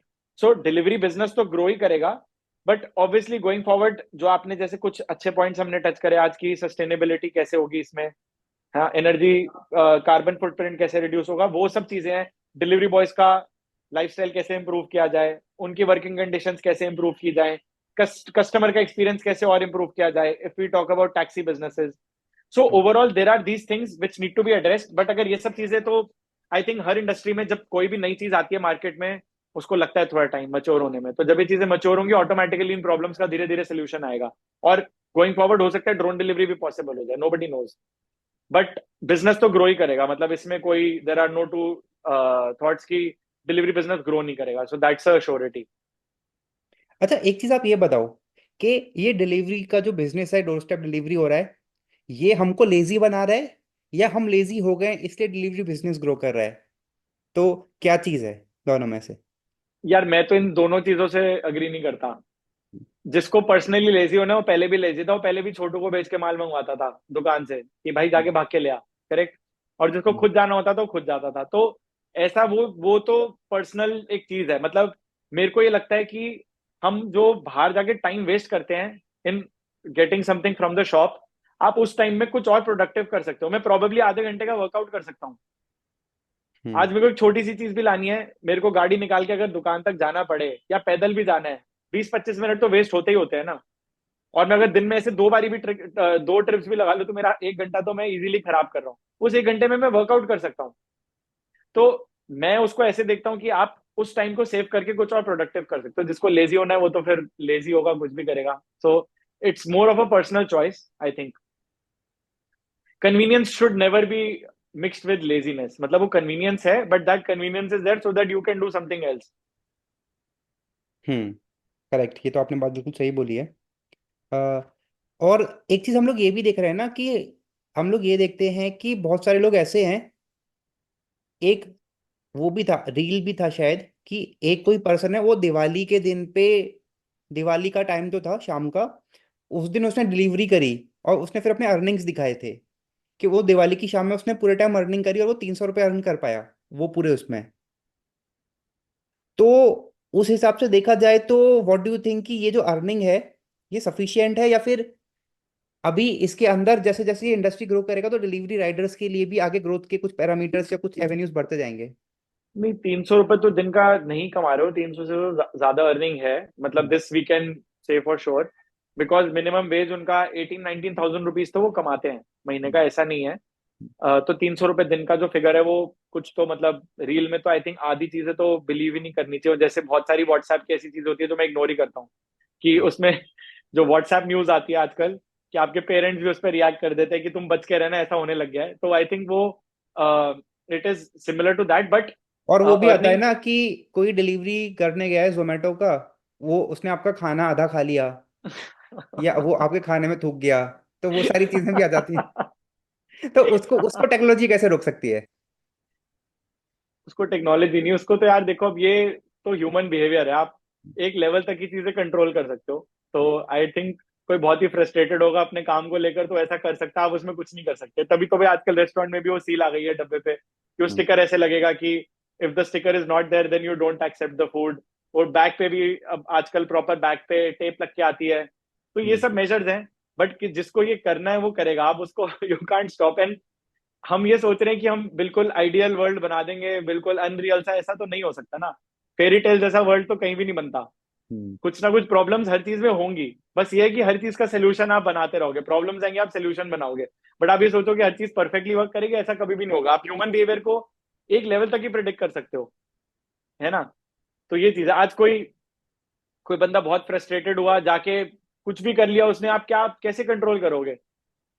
सो आई थिंक ये वाला चीज इसी तरीके से आई थिंक ठीक हो सकती है। आई थिंक ये आंसर थोड़ा सा हम इसको एडिट कर मतलब सकते हैं, टैग बट इसमें कुछ नहीं कर सकता है कि मान लो कि डैश कैम लगा दिया तो वो उसको रिकॉर्ड करते जा रहा है, लेकिन आई थिंक वो प्राइवेसी का इशू हो जाता है फिर। आप क्या क्या रिकॉर्डिंग, कितनी रिकॉर्डिंग करोगे? मैं किसी को उस दिन एग्जांपल दे रहा था हम्म। कि जैसे टेक की हम बात करते हैं कि टेक हर चीज का सोल्यूशन है, हर चीज का सोल्यूशन नहीं है। बहुत सारी प्रॉब्लम्स का सोल्यूशन टेक है, हर चीज का नहीं है। हम्म। आज बंदा टेक से अपना फोन भी चार्ज करता है, अपनी स्मार्ट वॉच भी चार्ज करेगा, अपने एयरपॉड्स भी चार्ज करता है, लैपटॉप भी चार्ज करता है, करते करते बंदे ने गाड़ी भी इलेक्ट्रिक ले लिया, वो भी चार्ज करता है। पूरे दिन बंदा चार्जर ही लेके घूमता रहता है, हाँ। हर चीज को चार्ज करना है। तो आप टेक कितनी टेक इंटीग्रेट करोगे? थोड़ा तो लाइफ में टेक रिड्यूस भी करना इंपॉर्टेंट है। आई मीन बैलेंस आउट होना चाहिए, आप हर चीज में टेक नहीं लगा सकते। सो आई थिंक थोड़ा सा कुछ चीजें हैं जो ऑपरेशनली सॉल्व हो सकती हैं या फिर नहीं भी हो सकती सॉल्व, आप you can't do anything about it. Automation इसमें कुछ नहीं कर पाएगा। नहीं, इसमें ऑटोमेशन करने को बहुत कुछ कर सकते हो, but you have to also assess कि उसका कॉस्ट इम्प्लीकेशन क्या है। आप डैश कैम की बात कर रहे हो, एक डिलीवरी बॉय को आप वो एसेट दे रहे हो 5-6 हजार का, पहले तो कंपनी वही अग्री नहीं करेगी। प्लस हो हम्म। गया मेरे पे आप पूरे टाइम मॉनिटरिंग क्यों करो, मेरी पर्सनल लाइफ भी है, 50 चीजें हैं। तो वो आई think that is not the right solution. Training and awareness is the right solution. And I think अगर वो बंदा अपने काम से खुश होगा, वैसे ये सब चीजें नहीं करेगा। तो अगेन हम अगर if we go back to the fundamentals, hmm. Ground मतलब जीरो पे आए, तो मेन चीज ये है कि उसको आप खुश रखो, उसकी नीड्स को पूरा करो, कि यार उसकी मिनिमम वेज आ रही है, उसके बच्चे स्कूल में पढ़ पा रहे हैं, उसको बेसिक हेल्थ केयर फैसिलिटीज मिल रही है, रेस्ट करने को मिल रहा है, फ्रस्ट्रेटेड नहीं है, उसके नंबर ऑफ आवर्स उसके लिए सही है। ये सब चीजें होंगी तो वो क्यों करेगा, क्यों थूकेगा किसी के खाने में? हाँ नहीं, क्योंकि हमारे यहाँ तो वो है ना कि इवन आईटी में भी जो हमारे नारायण मूर्ति सर हैं, जब वो बोल देते हैं कि हमको 70 आवर्स काम करना चाहिए, या भावेश अग्रवाल ओला वाले वो बोल देते हैं कि मैं तो 100-100 घंटे काम करता हूँ। तो जब आपके जो वाइट कॉलर जॉब्स हैं उनको ही आप एग्जर्ट करवा रहे हो, काम करवा रहे हो बहुत ज्यादा, तो ये जो ड्राइवर वाले जॉब्स हो गए इसमें तो क्योंकि उनको भी रेवेन्यू उसी हिसाब से मिलने वाला है, जितना ज्यादा वो काम करेंगे या जितना नहीं, ज्यादा वो ऐसा नहीं है। आप मिस्टर मूर्ति से पूछो कि वो कितने 70 घंटे देते हैं कितने हफ्तों में, तो हम्म। रियलिटी बहुत डिफरेंट होती है। कोई हम्म। भी ह्यूमनली पॉसिबल नहीं है कि आप अपनी लाइफ में कंसिस्टेंटली 70 घंटे हर वीकली दो, पॉसिबल ही नहीं है। हम्म। आप थोड़े टाइम में फूक जाओगे, मतलब 3 महीने बाद आप कुछ कर ही नहीं पाओगे, आपको ब्रेक भी चाहिए, हर चीज चाहिए। और 70 घंटे नहीं, बट आई वुड से इसी 8 से 10 घंटे तो हम एवरेज हम काम करते ही हैं। आप हम्म। ट्रैवल करते हो, ऑफिस तक जाते हो, काम करते हो, वापस आते हो, 10-12 आवर्स तो देखो आज की डेट में नॉर्मल है, including the travel time. In specially I can say for our self, अगर हम ब्रॉडकास्ट की बात करें, हमारे यहाँ पर वर्क लाइफ बैलेंस बहुत अच्छा है। Hmm. People come at 10 in the morning, 7 o'clock we want everybody to leave the office, unless there is something very critical reason. अगर मैं बंदे को लेट बिठा रहा हूँ, मेरे को उसको खाना भी देना है, उसको कैब भी देनी है, मेरे को बिजली भी चलानी है, एसी भी चलेगा, वो एक्सेसिव कॉस्ट है ना कंपनी के लिए। मैं रादर अपना काम बेटर प्लान करूँ, उसको बोलूँ कल आगे कर, अनलेस वो क्रिटिकल नहीं है। और क्रिटिकल होना ही नहीं चाहिए। प्लानिंग ऐसी करो कि कोई भी काम क्रिटिकल ना बने तुम्हारा। कभी कभी होती है इमरजेंसी, तो डेफिनेटली 12 घंटे भी 13 घंटे भी काम करना पड़ता है। हफ्ते में कभी आपको ज्यादा टाइम लगाना पड़ेगा, बट कंपनीज शुड। एंड मैंने ये अभी रिसेंटली बहुत सारी कंपनीज में देखा है, देर is a very big transportation global company जिसमें हम जिनके अभी ऑफिस में गए थे, वो लोग खुद ऐसे करते हैं, 6 o'clock they want people to leave the office. तो जब उतनी बड़ी कंपनीज उतने बड़े स्केल पे ऐसा सोच सकती हैं, तो क्यों बाकी कंपनीज क्यों नहीं सोच सकती हैं? ऐसा नहीं है। It is about how the management wants to drive the company. It has nothing to do with कि उसकी कंपनी के एम्प्लॉय 70 घंटे काम करें तो वो ज्यादा अच्छा परफॉर्म करे, ऐसा बिल्कुल भी नहीं है। और एम्प्लॉयज का ये भी रहता है ना, अगर आप उनसे ज्यादा काम करवाओगे तो शाम के बाद वो सिर्फ ऑफिस में बैठे ही हुए हैं, उनका प्रोडक्टिविटी तो कुछ होता ही नहीं है। ऑब्वियसली ह्यूमन नेचर ऐसी है। आप दिन में, अगर एज फाउंडर भी मैं बात करूं, मैं अगर दिन में 8 घंटे काम करूं, मेरे उस 8 घंटे में से मैं प्रोडक्टिविटी वाले सिर्फ 3 या 4 घंटे ही दे सकता हूँ, फुल हम्म। फोकस वाले। बाकी 4 घंटे तो मैं क्लर्क वाला या ऑपरेशनल वाला काम कर रहा हूँ, not clerk but like operational काम, इधर से उधर कोऑर्डिनेशन, इधर से उधर वो। आप अगर प्रोडक्टिविटी वाला ग्रोथ ओरिएंटेड काम करोगे, वो आप 3 4 घंटे ज्यादा नहीं कर सकते, पॉसिबल ही नहीं है। हम स्कूल में पढ़ाई करते थे, अगर कोई बच्चा कहता था हम 10 घंटे पढ़ते हैं दिन में, वो श्योरिटी है कि 10 में से 3 घंटे फोकस होकर पढ़ता होगा, 7 घंटे तो वो हम्म। रिवाइज कर रहा है, कुछ कर रहा है। सही बात है। जो अब्जॉर्ब कर रहे हो तो 3 घंटे ही करते हो, उससे ज्यादा ह्यूमन कैपेसिटी नहीं है पढ़ने की। 4 घंटे ज्यादा किसी की क्षमता नहीं है कि वो बैठ के कंटिन्यूसली चीजें समझे। अच्छा, how did you figure out कि सर रॉडकास्ट जैसा हम लोग कुछ एक सॉफ्टवेयर बनाएंगे या डिलीवरी के फील्ड में काम करेंगे, तो ये आपको ये आइडिया कैसे क्लिक किया? मेरी तो आपका क्या मतलब जर्नी? बहुत ही मतलब डिफरेंट टाइप की स्टोरी है, क्योंकि मैं आई बिलीव कि मैं I got into this by chance, मतलब एंड नॉट बाय चॉइस। मेरी चॉइस नहीं थी इसमें आने की। हम्म। तो जब मैं कॉलेज में था, मैं इंजीनियरिंग कर रहा था मैकेनिकल। फिर मेरी एड एजेंसी में जॉब लग गई as a junior art director, तो वो बिल्कुल ही डिफरेंट फील्ड थी, मैं क्रिएटिव साइड पे था।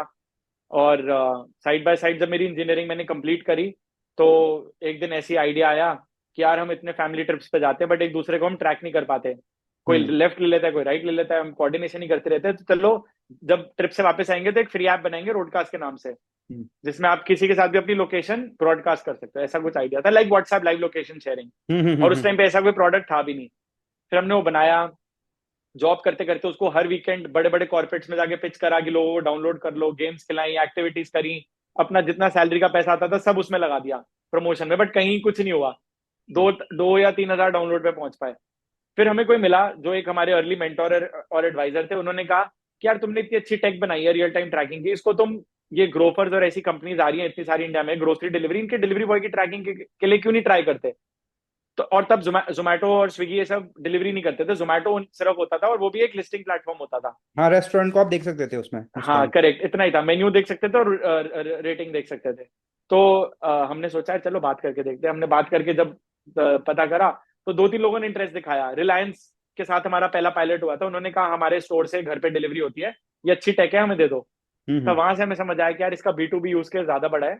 ये B2C तो अभी इंडिया से सोशल नेटवर्क तो निकालना थोड़ा मुश्किल है, तो let's shift our focus to B2B। तो वहां से रोडकास्ट की जर्नी स्टार्ट हुई। जब हमारे को हमारा पहला क्लाइंट मिला, तब मैंने अपनी जॉब क्विट करी, and then we started working on this with my other 2 founders, Vishal and Anshul. तो ये आप मेनली जो डिलीवरी स्पेस में जो ये बिजनेसेस हैं उनके साथ ही काम करते हो, या फिर जैसे ये तो एक ऐसा आपका टेक्नोलॉजी हो गया ना, ये तो इवन स्कूल के बसेस में भी यूज किया जा सकता है। So we have customers across all different verticals. मेरे पास स्कूल के भी कस्टमर्स हैं, ट्रकिंग कंपनीज भी हैं, डिलीवरी प्रोवाइडर्स भी हैं, हमारे पास टैक्सी ऑपरेटर्स भी हैं, हमारे पास मल्टीपल टेक्नोलॉजी सोल्यूशन इन सारी इंडस्ट्रीज के लिए। तो आज रोडकास्ट को हम एज अ सोल्यूशन प्रोवाइडर देखते हैं। सो कोई भी इंडस्ट्री में जहां पर ट्रैकिंग की प्रॉब्लम है या विजिबिलिटी की प्रॉब्लम है, वहां अपना सोल्यूशन हम इम्प्लीमेंट करते हैं।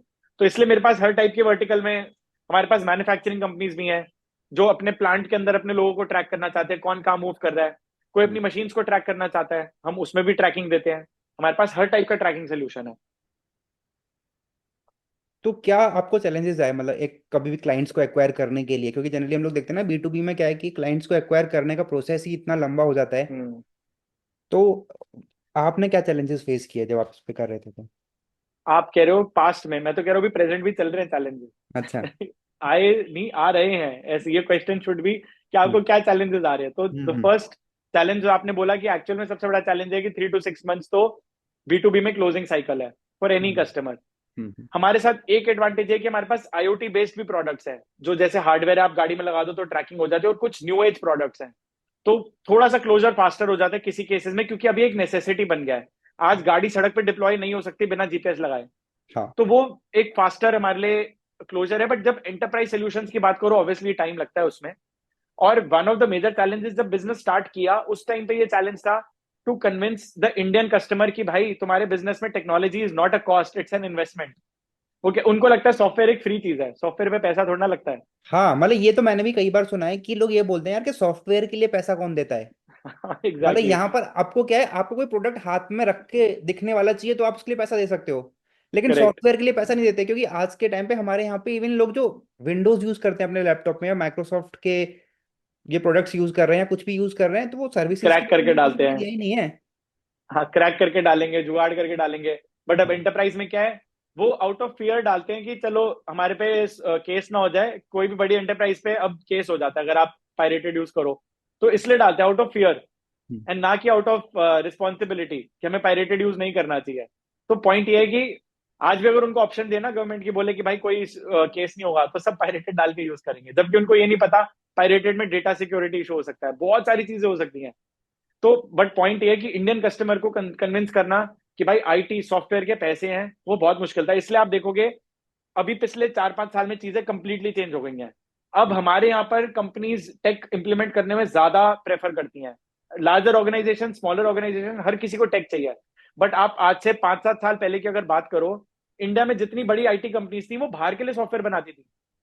इन्फोसिस ले लो, विप्रो ले लो, इनके सबसे मेजर क्लाइंट्स कहाँ थे? इंडिया के बाहर ही थे। सारे बाहर के क्लाइंट्स हैं एग्जैक्टली। अब इनको दिख रहा है इंडिया में इतनी बड़ी मार्केट है कि बाहर की मार्केट से ज्यादा बड़ा पोटेंशियल अगले 5 साल में इंडिया में है। हम्म तो ये जो शिफ्ट आया है, this is a very good shift for us. But अब ये है कि इंडिया में, क्योंकि IT इज समथिंग कि हर कोई कर सकता है बहुत इजीली, आप इंजीनियर्स की बहुत सप्लाई है, सब कुछ है। स्किल्ड इंजीनियर्स डेफिनेटली कम है, बट इंजीनियर्स हैं। तो इसमें क्या है कि कंपटीशन बहुत ज्यादा हो गया है। आज अगर एक प्रोडक्ट थोड़ा सा भी सक्सेसफुल होता है, उसकी रेप्लिकास बननी स्टार्ट हो जाती है। तो ओपन सोर्स चीजें बहुत सारी अवेलेबल हैं, तो मार्केट फिर भी बहुत बड़ा है। बट ये एक बहुत बड़ा चैलेंज है कि रेप्लिकेशन बहुत ईजी है, IT में कोई एंट्री बैरियर नहीं है। आज आप अपने आप को प्रोटेक्ट नहीं कर सकते, सॉफ्टवेयर बनाना ईजी है। तो जो आप प्रोटेक्ट कर रहे हो वो आप सिर्फ अपनी सर्विस से कर रहे हो, कि आपकी सर्विस इतनी अच्छी है, आपका सपोर्ट इतना अच्छा है, आपका प्लेटफॉर्म स्टेबल है कि आपका कस्टमर कहीं और जाएगा नहीं। बट बहुत सारी कंपनीज आ गई हैं हर स्पेस में। आप कोई भी टेक सोल्यूशन उठा लो, CRM उठा लो, HR का सॉफ्टवेयर उठा लो, आप गूगल पे सर्च करो, 10,000 कंपनीज है जो सेम टाइप का प्लेटफॉर्म दे रही है। बट सर्विस 2-3 की अच्छी है, इसलिए आज जोहो लार्जेस्ट बन गया है प्रोबेबली वर्ल्ड में, कि जोहो की सर्विस भी अच्छी है, प्लेटफॉर्म स्टेबल है। तो ये सारे फैक्टर्स हैं। तो ये सब चैलेंजेस है कि कंपटीशन बहुत जल्दी आता है, एंट्री बैरियर नहीं है। टेक्नोलॉजी में कन्विंस करना कस्टमर को थोड़ा डिफिकल्ट है। कोई भी कस्टमर को क्लोज करने में आज 3 to 6 मंथ्स लग जाते हैं। कस्टमर एक्विजिशन कॉस्ट बहुत हाई है, आपको एक रिसोर्स कंटिन्यूसली फॉलो अप ले रहा है, मीटिंग्स कर रहा है, फील्ड पे जा रहा है, इम्प्लीमेंटेशन करा रहे हो। तो ये सब चैलेंजेस हैं इस इंडस्ट्री के। हाँ, और कभी कभी तो उसमें ऐसा भी हो जाता है ना कि आपको अपना डिसीजन पे ही वो लगने लग जाता है कि यार ये तो बड़ा डिफिकल्ट हमने टास्क उठा लिया। मतलब आप कस्टमर के परस्पेक्टिव से कह रहे हो? हाँ, कस्टमर के पर्सपेक्टिव से, बिकॉज आप किसी कस्टमर को मिलते जा रहे हो, मीटिंग करते जा रहे हो, उसको एक्वायर करने में 3 से 6 महीने का प्रोसेस है, और कभी कभी आपका बिल्कुल लास्ट मोमेंट पे जाके वो डिस्कशन जो है वो पूरा खराब हो जाता है कि कस्टमर जो है हम्म। पूरा डिस्कशन हो गया, लास्ट में जाके उसने एग्री नहीं किया। तो हम ये अब सारे एक्चुअली डिफिकल्ट थोड़े, सिचुएशंस तो आती ही हैं। हम लेकिन अब थोड़े से पत्थर हो गए, मतलब हमें अब फर्क नहीं पड़ता। हम अब ज्यादा रिजिलियंट और ज्यादा कंसिस्टेंट हो गए, परसिस्टेंट हो गए, कि हम लगे रहते हैं। और till date I think record हमारा ऐसा है कि हमने अगर 100 कस्टमर्स में पिच कराना है तो 90 उनमें से हमारे कस्टमर्स हैं। बहुत कम एट्रिशन है, 10% ही ऐसा है कि वो बिजनेसेस हम कन्वर्ट नहीं कर पाए। But I think it is more about persistence. अगर आपको कॉन्फिडेंस है कि आपका प्रोडक्ट कस्टमर को हेल्प करेगा, अगर आप लगे रहोगे तो आपको कस्टमर मिल जाएगा। बट यू आर राइट कि एक वो लगे रहना भी एक टास्क है। मतलब कभी कभी लगता है कि यार इतना एफर्ट है, इतना एफर्ट है। बट आप सोचो, करंट सिनेरियो में कुछ ऐसे बिजनेसेस हैं हमारे जो हमें साल का अच्छा रेवेन्यू देते हैं, उन बिजनेसेस को हमें क्लोज करने में 1 से 1.5 साल लगा। तो 6 महीने तो कुछ भी नहीं है। और उन बिजनेसेस पे मैं पर्सनली लगा रहा, मैं डेली सुबह उनको गुड मॉर्निंग, हर हर 4-5 दिन में गुड मॉर्निंग भेजना, उनसे हाल चाल पूछना, मीटिंग फिक्स करना, टाइम नहीं मिलता था तब भी लगे रहना। तो आई थिंक वो परसिस्टेंस बहुत इंपॉर्टेंट है B2B में। अगर आप सोल्यूशन सेल कर रहे हो, परसिस्टेंस बहुत इंपॉर्टेंट चीज है। आपकी टीम को भी आनी चाहिए वो, टीम अगर ऐसे सोचेगी कि यार मैंने 2 बारी फॉलो अप कर लिया, अब तीसरी बारी नहीं करूंगा, तो आप B2B सेल्स नहीं कर सकते, बहुत डिफिकल्ट है आपके लिए। नहीं, इसमें एक चीज ये भी है कि जो आपने बोला ना, वो मैं भी एग्री करता हूँ कि एज अ फाउंडर जितना मोटिवेटेड आप हो, आपका टीम उतना मोटिवेटेड नहीं होता जनरली। और बात भी सही है, बिकॉज ये आपका ब्रेन चाइल्ड है, आपका हम्म। पैशन है। एम्प्लॉय तो एक जॉब कर रहा है, तो वो आप उससे वो पैशन या वो कमिटमेंट तो आप एक्सपेक्ट कर ही नहीं सकते उससे। तो तो फिर जिस लेवल ब्रांड पे आप इतना फॉलो बढ़िया अप बिल्ड कर। कर लो। तो हाँ। फिर या तो ब्रांड इतना बढ़िया बिल्ड कर लो कि आपके ब्रांड के नाम से बिके। अब हम्म। गूगल में अगर 500 सेल्स के एम्प्लॉय हैं, 500 में से 500 तो अच्छे नहीं हो सकते, सही बात है। 50 अच्छे होंगे, बाकी 450 खराब ही होंगे, बट वो भी और बेच लेते बाकी हैं। गूगल को तो क्या, गूगल को तो सेल्स के एम्प्लॉय की जरूरत भी नहीं है, कि गूगल पे तो आदमी एग्जैक्टली। खुद ही वेबसाइट पे जाके साइन अप करके ले लेगा। Exactly, so then either your sales process should be so seamless and you, आपका ब्रांड इतना अच्छा होना चाहिए कि चाहे आज किसी को भी भेज दो आप हम्म। डेवलपर को भी भेज दो कि भाई जाके आज मेरे कोई अवेलेबल नहीं है सेल्स के लिए, तू जाके बात करके आ जा, तब भी प्रोडक्ट बिक जाना चाहिए। तो फिर आपकी ब्रांडिंग या तो ऐसी होनी चाहिए। हम्म। तो व्हाट डू यू थिंक कि आज के टाइम पे टेक या सेल्स क्या ज्यादा इंपॉर्टेंट हो जाता है किसी बिजनेस के लिए? यार आई थिंक दोनों इंपॉर्टेंट हैं, क्योंकि मैंने बहुत अच्छे अच्छे प्रोडक्ट्स भी देखे हैं फेल होते हुए, जो हम्म। जेन्युइन अगर मार्केट में सही तरीके से मार्केट किए जाते या सेल करी जाती उनकी, या सेल्स अच्छे से स्टैब्लिश की जाती, तो प्रोडक्ट बहुत अच्छा परफॉर्म कर सकते थे। हम्म। बट बिकॉज सेल्स अच्छी नहीं थी, मार्केटिंग अच्छी नहीं थी, तो प्रोडक्ट्स फेल हो गए और कंपनीज बंद हो गई। तो I think both things are equally important, product भी अच्छा होना चाहिए, बट एक चीज ये है कि प्रोडक्ट कभी परफेक्ट नहीं हो सकता। प्रोडक्ट में हमेशा कांस्टेंट इंप्रूवमेंट लगी रहनी चाहिए। आज कोई भी आप प्रोडक्ट देख लो, टीवी देख लो, फ्रिज देख लो, जो कन्वेंशनली पिछले 50 साल से इनोवेशन चली रही है ना, आज तक इनोवेशन हो रही है। हम्म। टीवी को पतला पतला बनाए जा रहे हैं, टीवी में कुछ कुछ इनोवेशन आई जा रही है ना। हर प्रोडक्ट में ऐसा है, स्मार्टर कैसे बनाया आप अपने प्रोडक्ट को, वो एक इनोवेशन कंटिन्यूसली लगी रहेगी। हम्म। बट सेल्स भी उतनी ही इंपॉर्टेंट है। आप आज प्रोडक्ट अच्छा बना रहे हो, अगर आप उसको मार्केट नहीं करोगे, आपका कंपटीशन अपना प्रोडक्ट मार्केट करके आपसे एक इंफीरियर प्रोडक्ट मार्केट करके ज्यादा मार्केट शेयर ले जाएगा। और ऐसा हर इंडस्ट्री में होता है। इंफीरियर प्रोडक्ट प्रोबेबली ज्यादा बेटर सेल कर रहा होगा, क्योंकि उसकी मार्केटिंग अच्छी है या सेल्स अच्छी है। तो ये एक चीज है कि दोनों इक्वली इंपॉर्टेंट है। प्रोडक्ट इनोवेशन इंपॉर्टेंट है, प्रोडक्ट परफेक्ट नहीं हो सकता, बट इनोवेशन हमेशा लगी रहनी चाहिए आपके प्रोडक्ट में। तो व्हाट इज योर विजन, मतलब आपका जो कंपनी है रॉडकास्ट, उसमें आपका क्या विजन है आने वाले 2-4 साल में? हम लोग और क्या क्या आपको करते हुए देखने वाले हैं?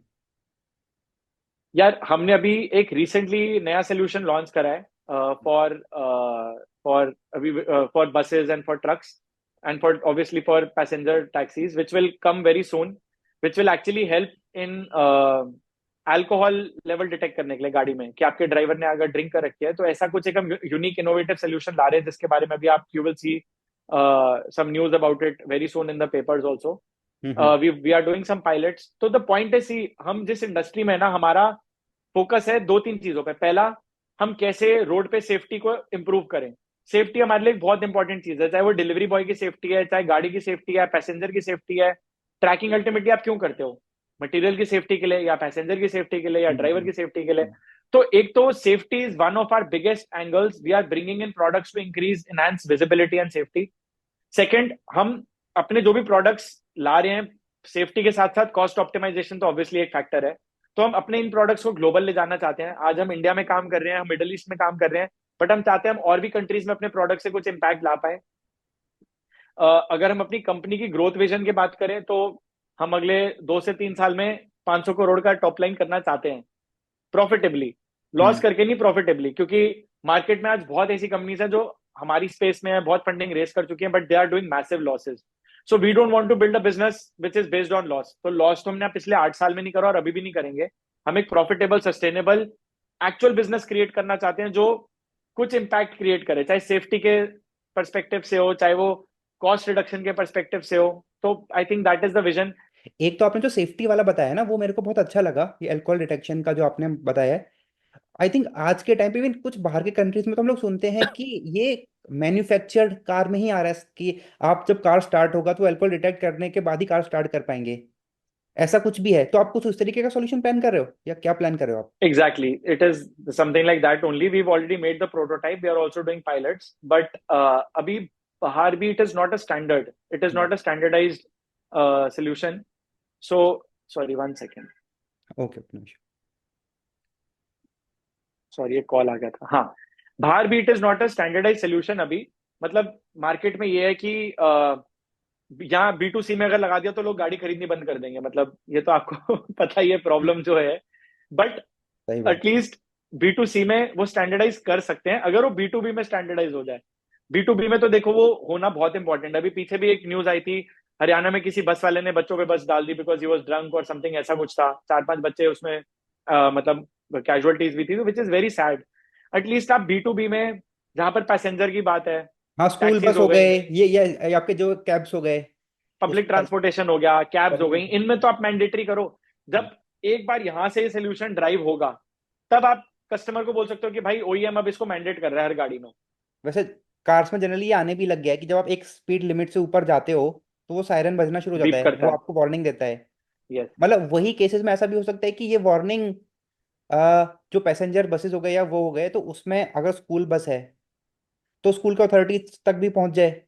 ऑलरेडी होता ही है। तो हम जो सोल्यूशन इंप्लीमेंट करते हैं उसमें अगर कोई भी over speeding, harsh acceleration, harsh braking, driver fatigued है, ड्राइवर ड्राउजी है, स्मोक कर रहा है, फोन पे बात कर रहा है, डिस्ट्रैक्टेड है, सारी चीजें हम ऑलरेडी इन्फॉर्म करते हैं एडमिन को। हमारे पास जो डिवाइसेज है वो AI एनेबल्ड है, तो ये सारा बिहेवियर ट्रैक करते हैं और फिर एडमिन को नोटिफाई करते हैं कि किस ड्राइवर का क्या स्कोर था, उसने कितनी वायलेशंस करी आज, कितनी बारी फोन पे बात करी। तो ये सब सोल्यूशंस ऑलरेडी है मार्केट में, हम ऑलरेडी ये डिप्लॉय करते हैं। क्योंकि रोड एक्सीडेंट्स हम लोग देख भी रहे हैं ना कि इंडिया में बहुत सारे रोड एक्सीडेंट्स होते हैं। करेक्ट। ऑलमोस्ट और- 450 पीपल डाई एवरी डे। हम्म। मतलब 450 तो रिपोर्टेड नंबर है, आप सोचो अनरिपोर्टेड नंबर कितना बड़ा नंबर है। तो इंडिया में बहुत फेटालिटीज होती है, रोड एक्सीडेंट्स में बहुत लोग मरते हैं।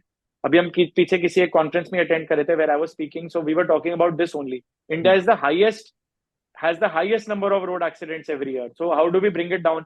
गवर्नमेंट हाईवेज बना रही है, और इतने अच्छे हाईवेज बना रही है जहां पर स्पीड लिमिट्स नहीं है, स्पीड लिमिट्स बहुत हाई हैं, लेकिन कंप्लायंस नहीं है वहां पर। स्पीड चेक्स कैसे करोगे, क्या करोगे? तो बहुत सारी चीजें हैं। अभी कंक्रीट के हाईवेज बन रहे हैं, आपको पता है, सारा सीमेंटेड हाईवेज बन रहे हैं। अब हम्म। सीमेंटेड हाईवे में प्रॉब्लम है, tyre burst is a big problem. अब आप हाँ। सोचो जो आज ट्रांसपोर्टर ट्रक चला रहा है, वो कितनी बारी टायर की मेंटेनेंस कराता होगा। उनको यही नहीं पता कि टायर में हर फ्रीक्वेंटली मेंटेनेंस करनी है। वो कहता है यार कॉस्ट है, छोड़ना, देखे जाएगी, अभी तो चलने दे टायर, हाँ, नहीं रीग्रूविंग नहीं करवाएंगे, कराएंगे सही टायर बात है। की। और सीमेंटेड रोड पे अगर आपका टायर प्रॉपर नहीं होगा, वो फटेगा ही फटेगा अगर पुराना टायर होगा। तो ये सब चीजें government, while highways are coming, infrastructure is coming, उसके साथ साथ की पॉलिसीज बनाना बहुत इंपॉर्टेंट है कि भाई इस हाईवे पे अगर गाड़ी चल रही है और तेरा टायर अगर ये वाला होगा, हर चेक पॉइंट पे पुलिस चेक करेगी, अगर कुछ भी डिस्क्रिपेंसी मिली, कोई भी प्रॉब्लम हुई, it will be a heavy fine. तो जब तक वो चीजें इंप्लीमेंट नहीं होंगी ना, तब तक I think road accidents reduce करना मुश्किल है। तो अब हम कुछ लेवल तक कर पा रहे हैं ऐसा अपने AI बेस्ड कैमरास के साथ, बट मतलब we are on that path to reduce these road accidents. So let's see. I think in the next few years कुछ impact तो हम create कर पाएंगे इस domain में। और व्हाट डू यू थिंक कि मतलब ये तो जो चीज़ आप कर रहे हो या फिर गवर्नमेंट भी कुछ चीज़ें लेके आ रही है। आई थिंक आजकल कैमरास भी आ गए हैं जो आपकी स्पीड लिमिट पे चालान आपका ऑटोमेटिकली कट के घर पे आ जाता है। वो सारी चीज़ें तो हो ही रही हैं। तो और व्हाट डू यू फील कि और क्या क्या चीज़ें हम लोग कर सकते हैं कि रोड एक्सीडेंट कम हो पाए। US में तो और बाहर कंट्रीज में तो हो रहा है ऑटोनॉमस ड्राइविंग, मतलब ड्राइवरलेस कार्स आ रही हैं। अब ड्राइवरलेस कार होगी तो ड्राइवर का रिएक्शन टाइम भी बहुत फास्ट होगा, क्योंकि कार खुद के सेंसर्स पे डिपेंड कर रही है। बट मतलब ऐसी सारी टेक्नोलॉजी है, फ्यूचर फ्यूचर तो यही है, मतलब एक तो जो ड्राइवरलेस होगा। आई थिंक आजकल मैं देख भी रहा हूँ ना, इंडिया के कार्स में भी एडास आने लग गया है। एडास आ रहा है, यस। एडास आने लग गया है। करेक्ट। तो व्हाट डू यू थिंक कि मतलब ये जो है ये टेक्नोलॉजी वगैरह ये हेल्पफुल है।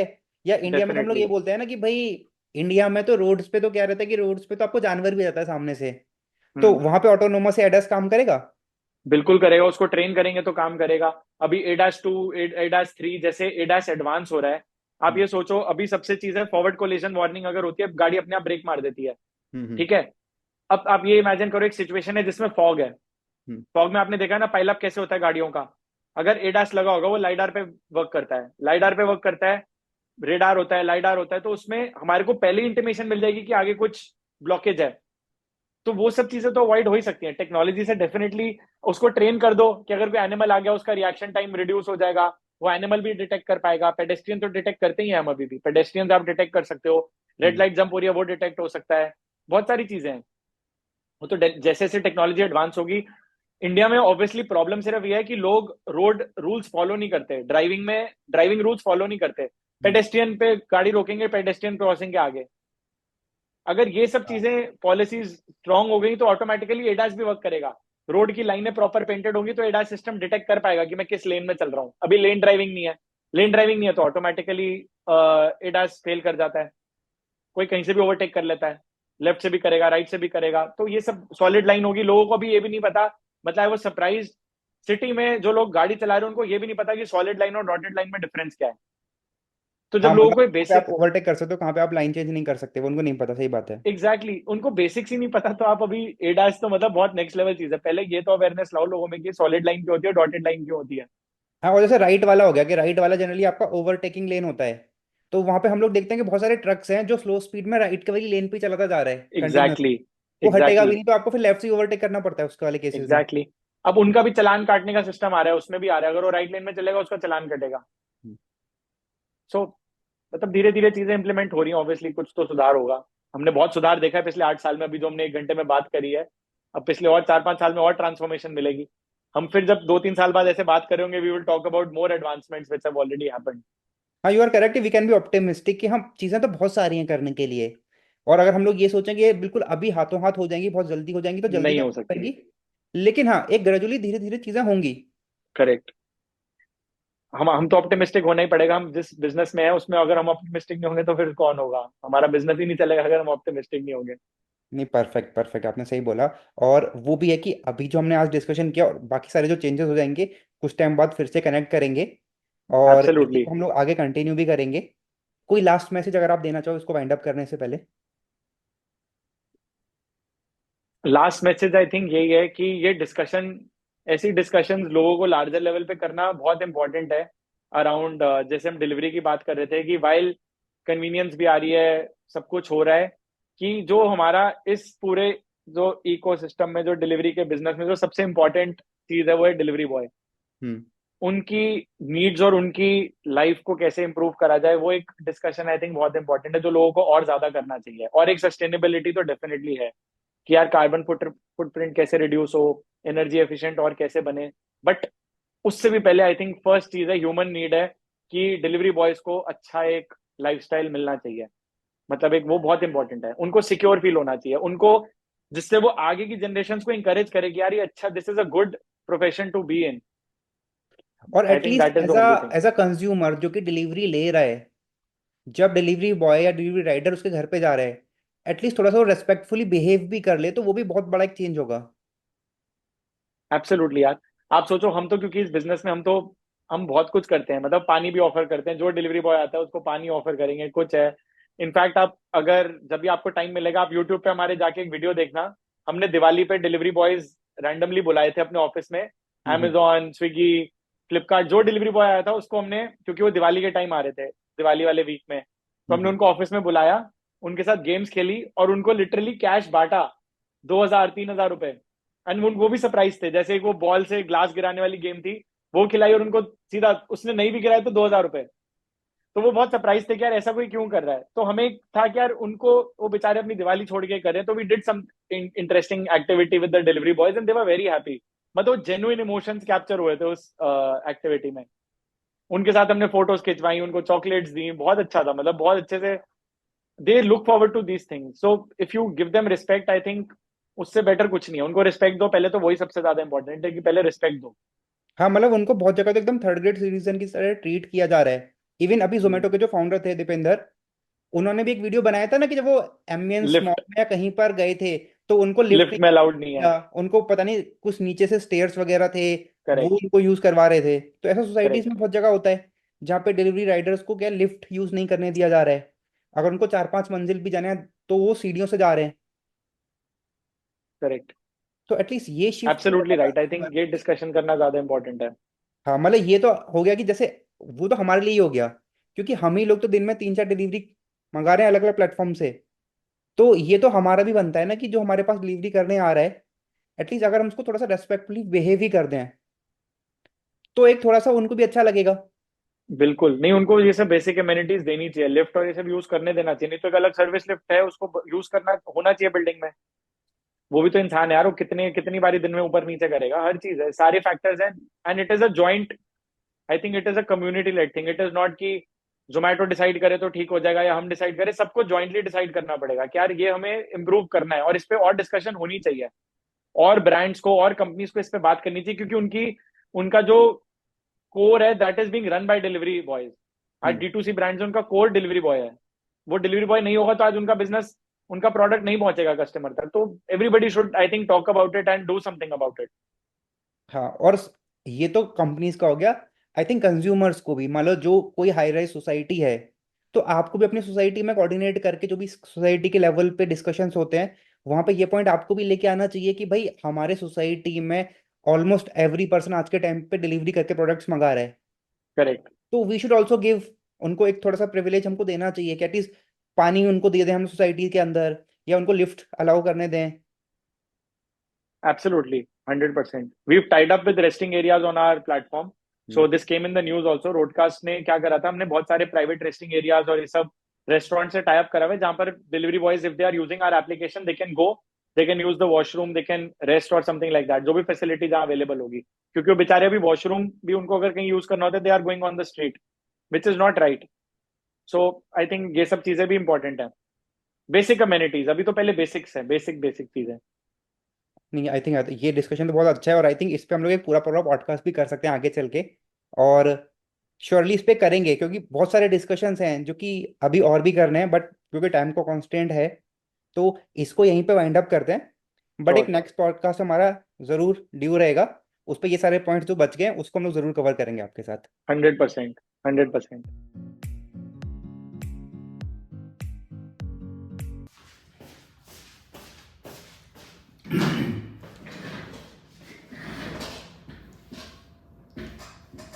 नमस्कार दोस्तों,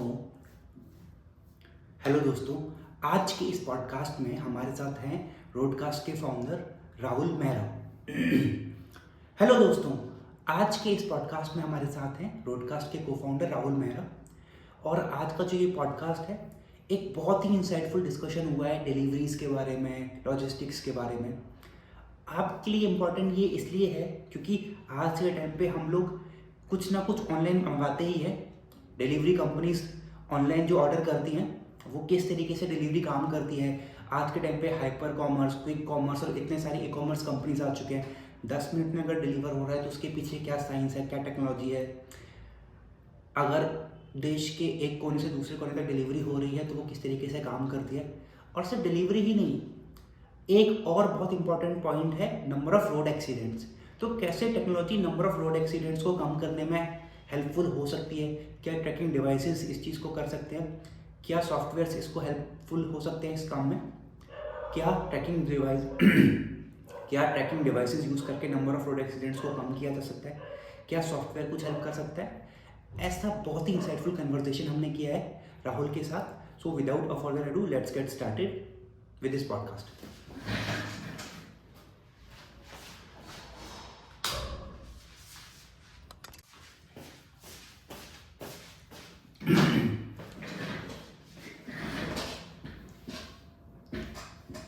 नमस्कार दोस्तों, हेलो दोस्तों। आज के इस पॉडकास्ट में हमारे साथ हैं रोडकास्ट के फाउंडर राहुल मेहरा।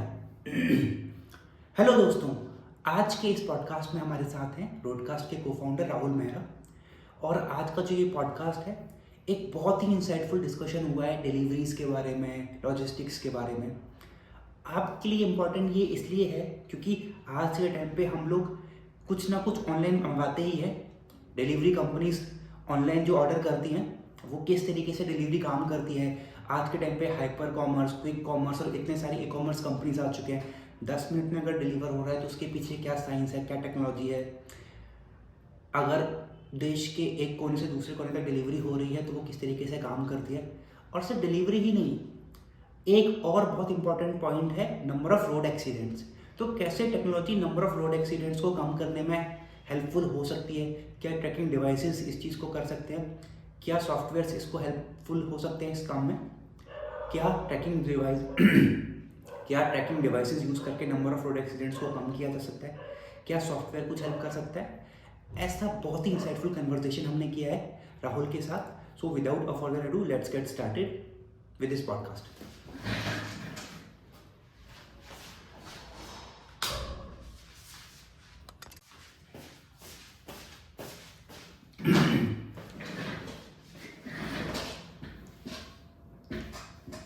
नमस्कार दोस्तों,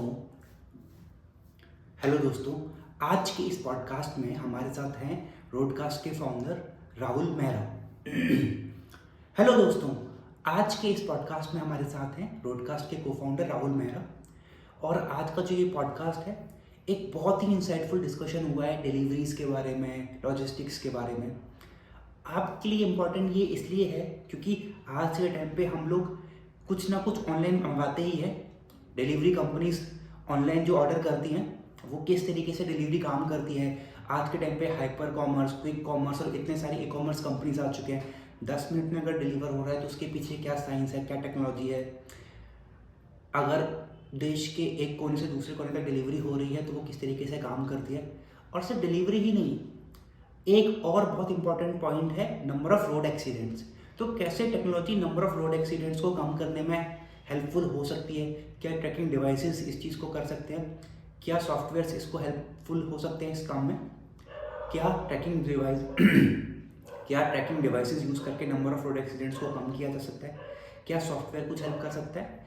ऐसा बहुत ही इंसाइटफुल कन्वर्सेशन हमने किया है राहुल के साथ। So without a further ado, let's get started with this podcast.